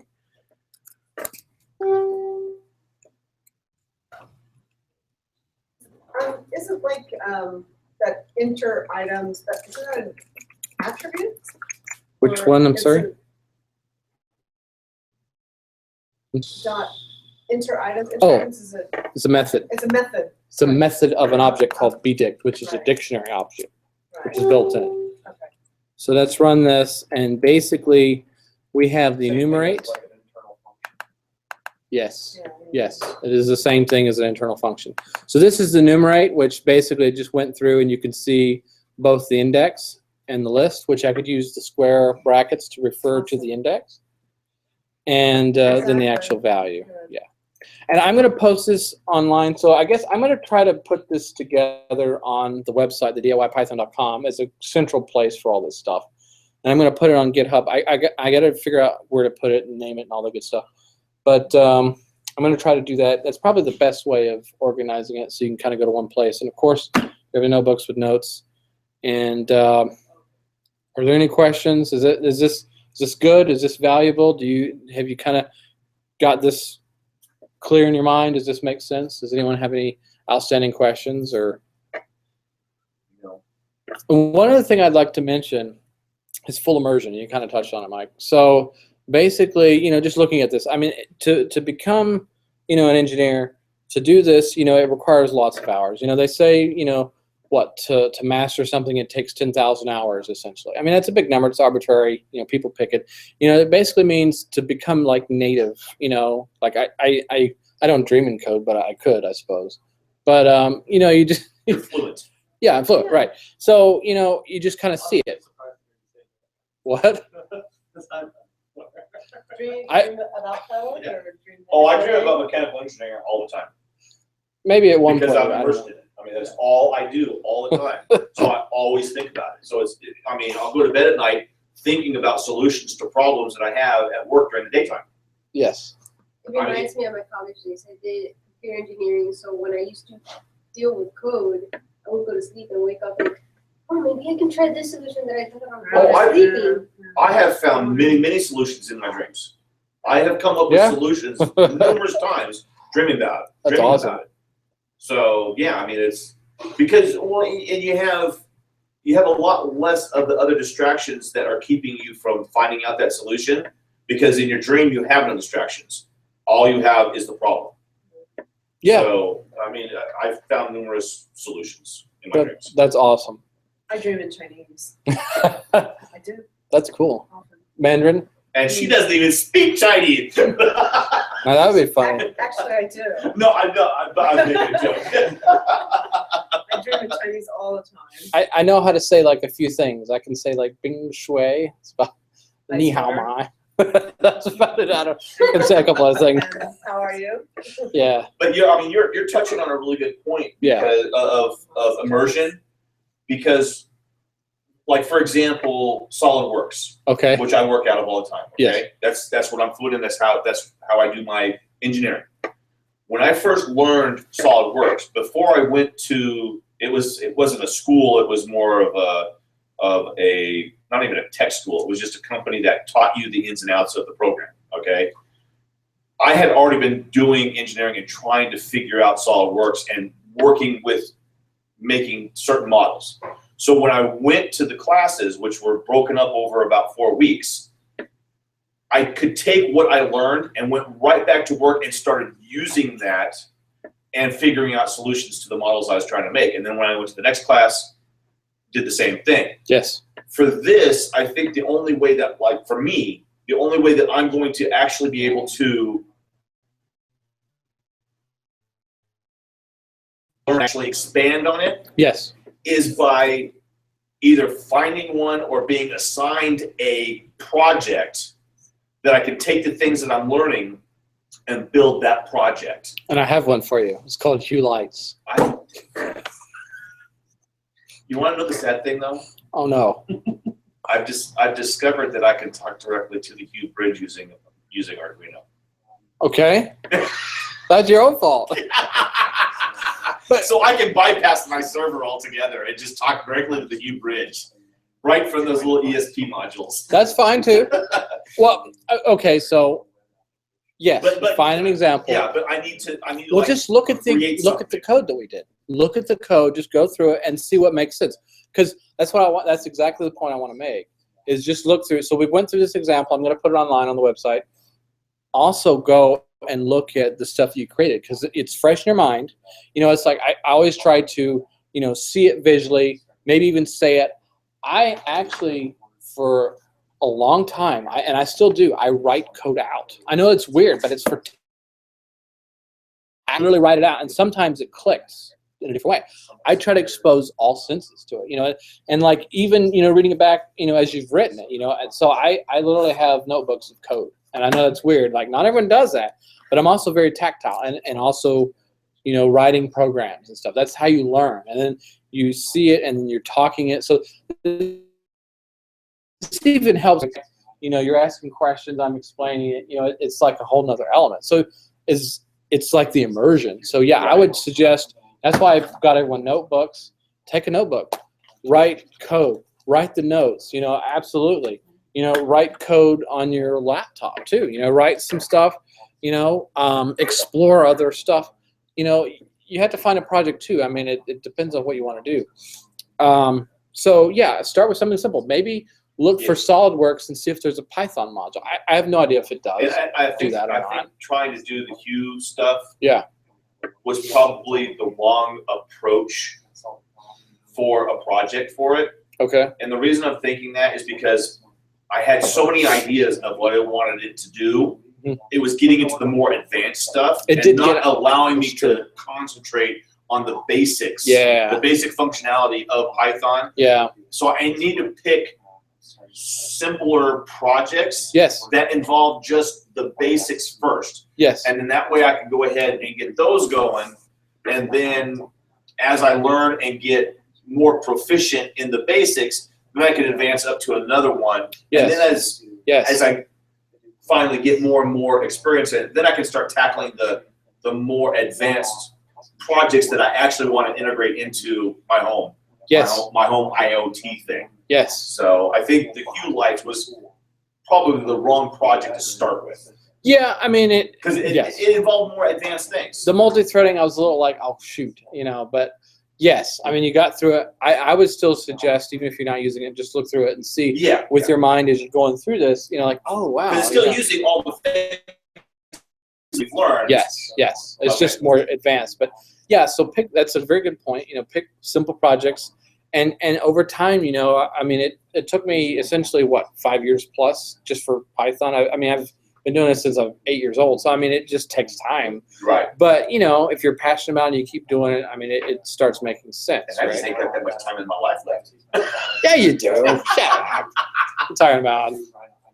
No, I mean, it's you know, if you want to explore, and you can explore to the level you want, right? I mean, you know, you can become proficient. You know, you could read through some more stuff, you know, come to classes, You know, just kind of do stuff like that and be proficient in it. You don't, if you don't want to approach expert level, then that's fine too. You know, it's whatever makes sense, and if it's useful. So maybe there's something, like I said, I don't know. I would suggest looking at SolidWorks. I don't know anything about SolidWorks, but maybe there's something out there you can interface with stuff. And then it becomes useful. Then you would use it. I would actually like to, because there is. Is there something? Let me just There, Google this there real are quick. some things that I do with SolidWorks that I wish there was a way to automate it. SolidWorks, automate through Python. So I just did a Google. The first link, automate through Python. Can you do this? Have you looked at SolidWorks using Python? We're going to find the documentation for SolidWorks. Came up with a book. I use that. This is in 2009, and you probably want to read this. Well, here's it doesn't look. It's advanced stuff. Here's an example. Here's an example. Let me It's a little tell you an complex. example really quick. Yeah. Okay. So in design table. Okay. Okay. So say you have a rectangle plate. Yes. With 4 holes in it. Yes. Okay. The holes are in different locations. The plate is different size, length, width, and depth. Okay. You can create a design table, which is basically just an Excel spreadsheet. Oh, yes. Probably. Yeah, you could probably. I think so, because what it does is across the top is the actual values of each dimension. And then down the side is each configuration that you're going to create. So say you have 5 different configurations of this plate. Each plate is a different size and the whole location is different. Yes. Okay. So across the top is each of your individual dimensions and then each of your configurations. And so it's just in those lists. Okay. And then once it hits a blank space, it stops. So when you open the file, the SolidWorks model, it will reference that design table and then populate each of those dimensions and each of the different configurations according to what's in that design table, that Excel spreadsheet, and then adjust the model accordingly. Okay, so I do jobs where I have 20 different models that each of them have their own design table, and each of the design tables has each of the individual configurations. Well, what it does is I have to open up that file, and then I have to save the file, the spreadsheet, and then go to the next one, and so on and so forth. So I'd like to create something that I could just do it once, and it would go through each of the lists, go to the different directories, find those files, and save everything and update everything with the hit of one button. Instead of me having to go in each one and do it. Yeah, so I did the Google, and there's this thing called, was it ActiveX and OLE or whatever. So those were advanced topics. You know, it's Windows 32, and that's basically interfacing with the Windows application directly, which can get really complex. Gotcha. I've dabbled in it. I'm definitely very beginner with that level of stuff. As far as doing it with the basics, if you can find ways, text files are really easy, comma separated values are really easy. If you can find stuff and even executing SolidWorks, like that's pretty easy. You can do subprocess, import subprocess, and call it, and or even import OS, OS system, call it, and pass in an argument as the path of the file. So you can create files, so it didn't look like they had a built-in programming language. That's why it's a little bit. This may not be the best project either, but if you look at it that way, and also, so yes, you can do things. You'll have to find the project, find something that's interesting to you that you want to solve, and that's what I want to do to help facilitate. Have a project, and then we'll just go through the basics step by step, and help you facilitate that process. That's what I'm trying to do. With your example, I want to touch on, because you brought in something really good. You talked about the basics of object orientation, right? You talked about the holes, those being objects, or those could be, as an analogy, methods. So then, you kind of have a container of multiple ones, and you have different configurations. And that's kind of the same thing you do with programming. Is you have a blueprint or a template or a class, and that was one concept I wanted to introduce. I don't know how everyone feels about time-wise, because I know it's like 4:20 right now, 4:19. So we can go as far as we want. I do want to take a quick break if we're going to keep going, or if we want to wrap this up, my goal is to have this class every month. And, on a Saturday, I have to look at the calendar probably. I mean, it'll be in December for sure. I'll post it on the website. I'll post it on the Slack the next time we come together. It'll be like Python 102, because we've kind of gone over getting Python started. Just to recapitulate everything we've done today, which basically just means restated and summarized, right? So we went over Python. We've discussed 2.7 and 3.4, 3.5, the two versions, some of the differences. We've gone over some of the basic data types. We've gone over the paths. So everyone has a working Python that they can do stuff. We did the example, the stereotypical example of Hello World, which is a classical example of here's a programming language, you do Hello World, which shows you the most simplistic way of doing something. We've talked about different data types such as lists, dictionaries, tuples, floats, strings, ints or numbers, integers, the none type, syntax relating to multi-line string, methods. We haven't gone over classes yet. We talked about importing modules, which we also had this line here, which is kind of confusing. We had these magical variables with name in them, and we talked about exit. We talked about range. What does exit do? Exit is very good. So basically, exit quits the program. So as soon as it hits this with parentheses, which is a method built in, there's something called built-ins, by the way. And when it hits that, it just quits. And No matter where it is inside your function or? Yeah, so wherever you have exit, it basically says, good night, bye-bye, have a nice day. It's Python 101. And we talked about range and variables. And is there any other questions? Does it kind of make sense with everyone? Any kind of outstanding questions? So we have an option. Do we want to introduce more concept with classes and arguments, or do we want to call it quits? I just want to take a kind of a vote. Like, how does it? If we do want to continue, I want to grab something to drink and take a quick 5-minute break. I want to keep going, but I gotta leave. That's fine too.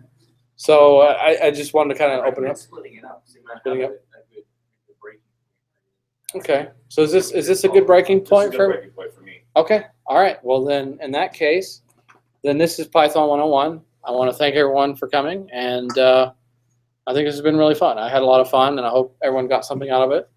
And we'll do this again in December, and I'll post it on the Slack, and also post it on the DIY Python site, which I'll put all that good stuff. And I think that's pretty much it. We're still going to make new people go through Eventbrite, or no? So I haven't taught here before at FamiLab. We generally do Eventbrite because FamiLab is a nonprofit organization. And at the end of the year, and we have a board, at the end of the year, it's good to show what value we bring to the community, right? Sure. So we do that through Eventbrite. My question was leading to actually something different. Oh, okay. With regards to, we're talking about a monthly frequency for these classes. Yes. And you're more than likely to have different folk in each month. Yeah, You're gonna probably. have some people that carry over from one to the next. You might Yes. have somebody who joins next month. But it's Yes. kind of an ongoing thing. Right? Yes, It's not like yes. we're enrolling in a Yes. in a semester. And Yes. then we're going to have the Right. endpoint. No degrees here. Yeah. What I would make a suggestion then is, if you're going to use Slack, put in Slack, Yes. or if you have another wiki or something to link it to. Yeah. It's probably having, so that we avoid the setup awkwardness. Okay. That's anytime you teach a computer class, that's what you're going to have. Even if you do the Android classes, the beginning is like, hey, let's get this out of install. Granted, a lot of people, so going through and setting each other up. It may not be as big a problem in your next session because some of the people carried over already have it installed. Yes. But it may make things smoother to if somebody is signing up for the course or signing up through the Eventbrite or in some other mechanism letting you know that they're going to be a member to joining, that you provide them the instruction on setting it up for their particular installation, and maybe ask the questions and encourage them to do that prior to coming to the course. Yeah, that's a good point. Yeah, making it a Yeah. prerequisite, or often maybe building in time to maybe half hour prior, anyone who hasn't set up and needs assistance with that Yeah. in earlier, so Yeah. you can address that separately. Yeah, it's a really good It point. took, what, an hour getting everybody set up? I honestly thought it would take like 10 minutes, because I had a budget, and I actually wanted to cover a lot more content. And I even have the content here, but I didn't know how long it was going to take. And it's just kind of a learning experiment for me too. I didn't know it would take. Well, if something if I could maybe interject something. Yeah, I mean, absolutely. You had this set up for, you could do 2.7, 2.6, or Yes. 3.6. So that way there's not going back and forth. Well, are you using this one? Are you using that one? And specifically because we got Mac and we've got Windows 7 and we got Windows 8.1 and we got Windows 10, and it's like all these different operating systems that even in the same Microsoft is 3 different operating systems, even though it's the same one of how things get set up. Yeah. So I mean.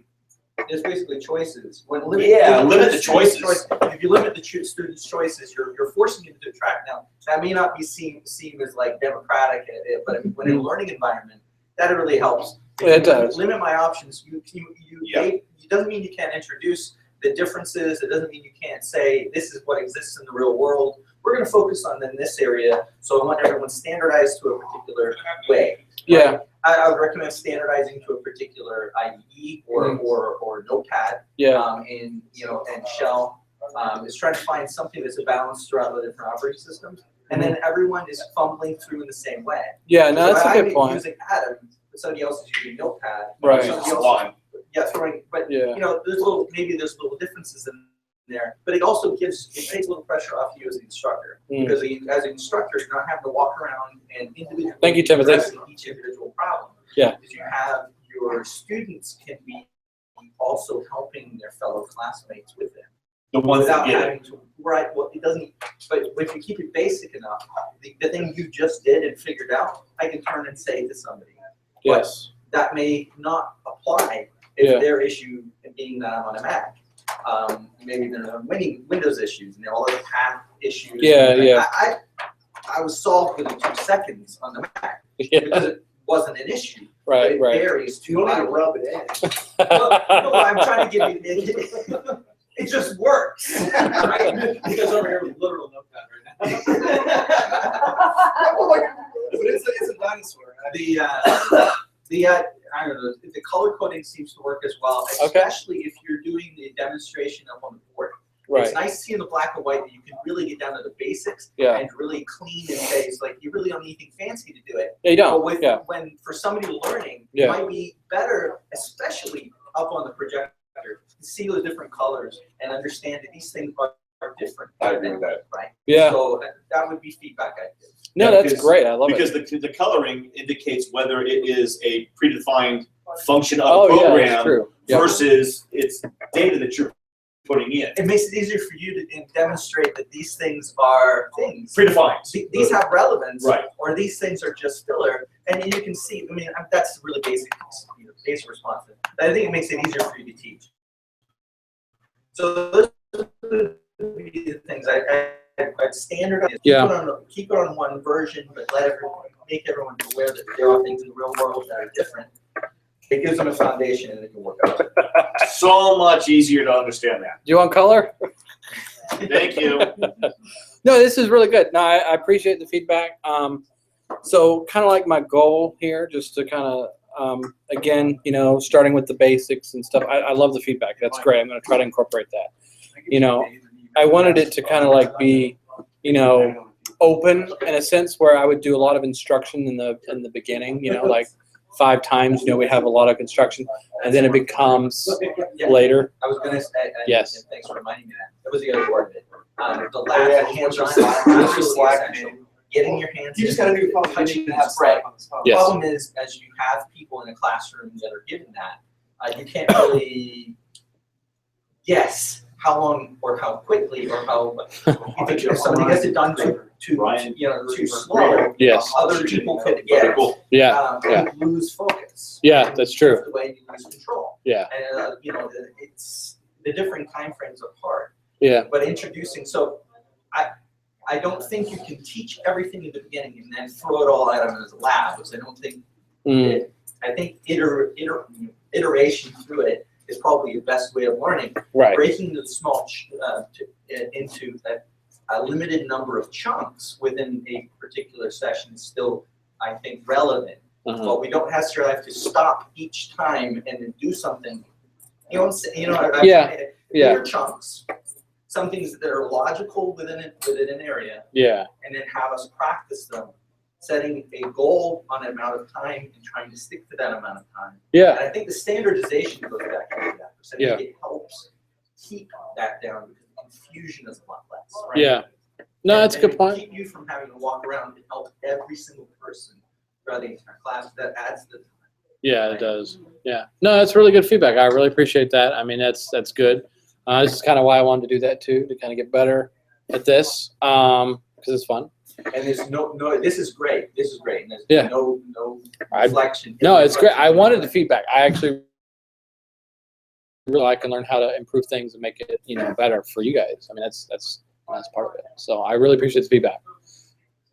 So that's pretty much it. I mean, so yeah, there's the website, diy.python.com. I'm going to put all the content on there.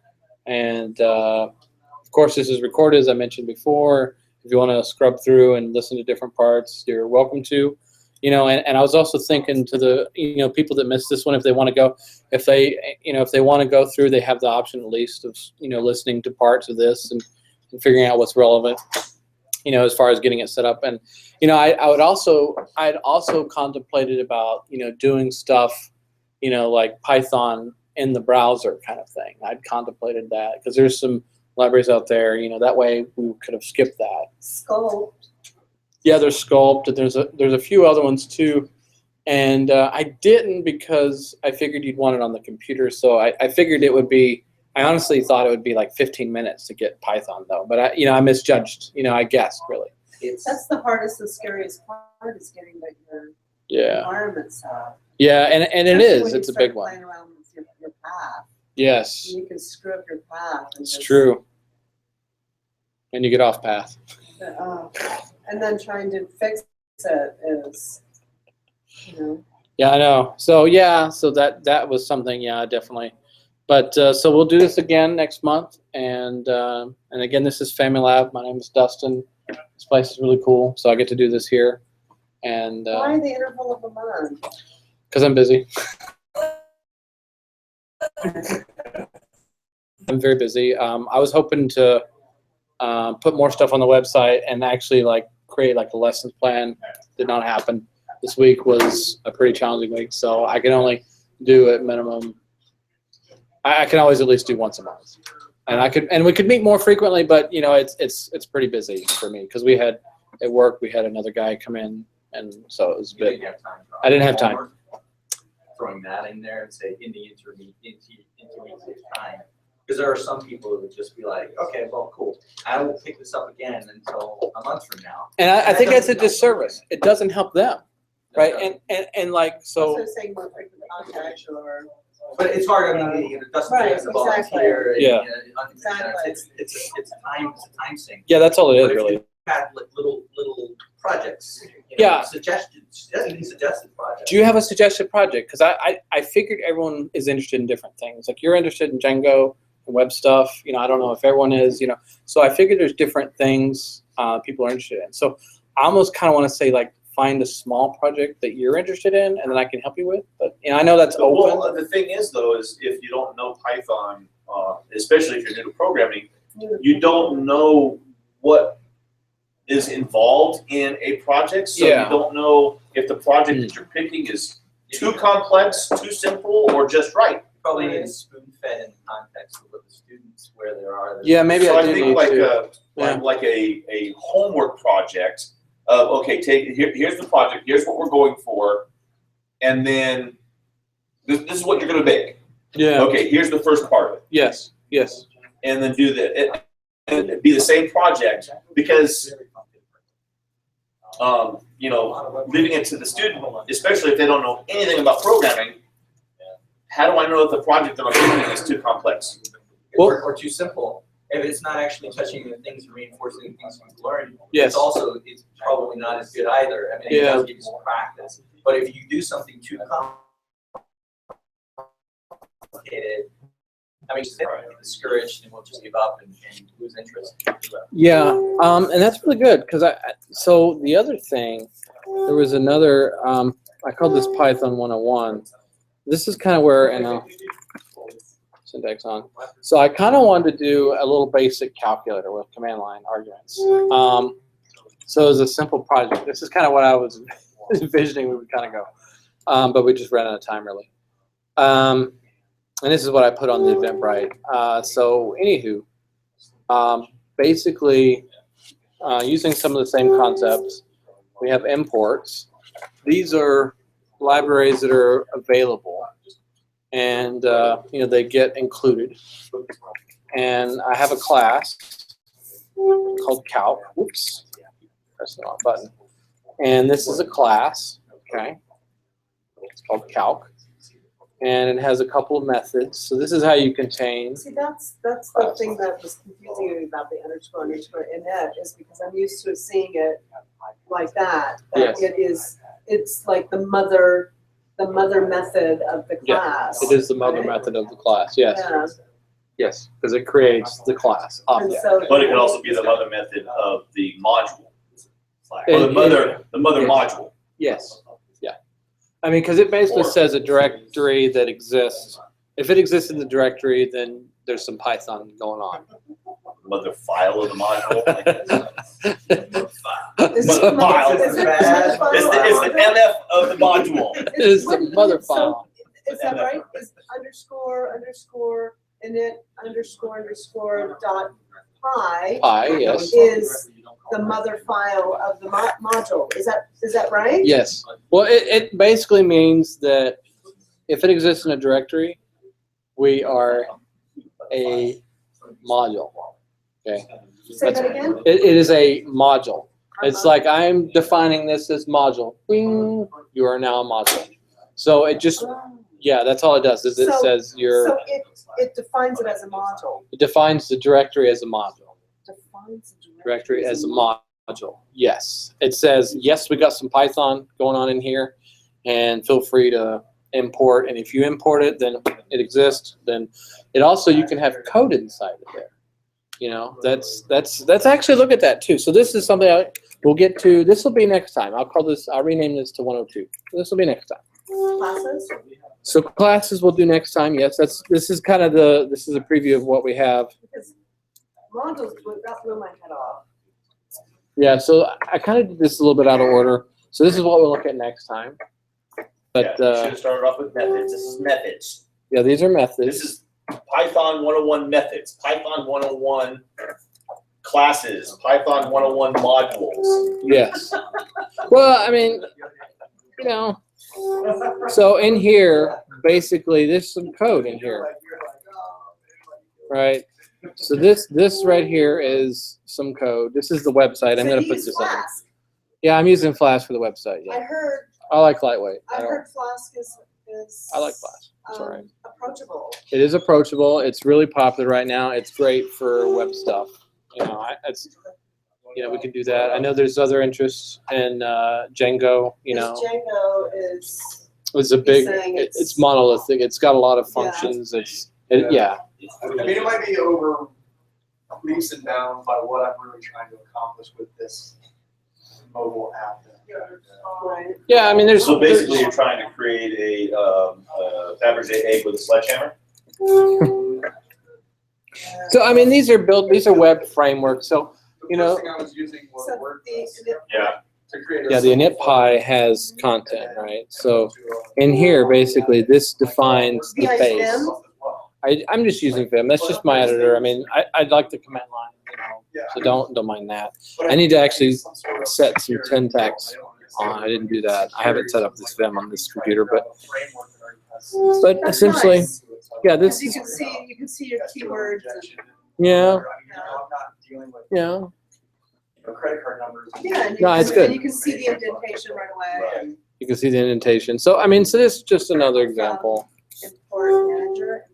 Oh wow. This is. Bootstrap, is that Twitter Bootstrap? I'm using Bootstrap on the website.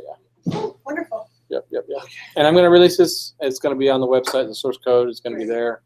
And Have you shut down the I guess I got to press stop on this. I think I need to press stop. So I want to say thank you, everyone, remotely.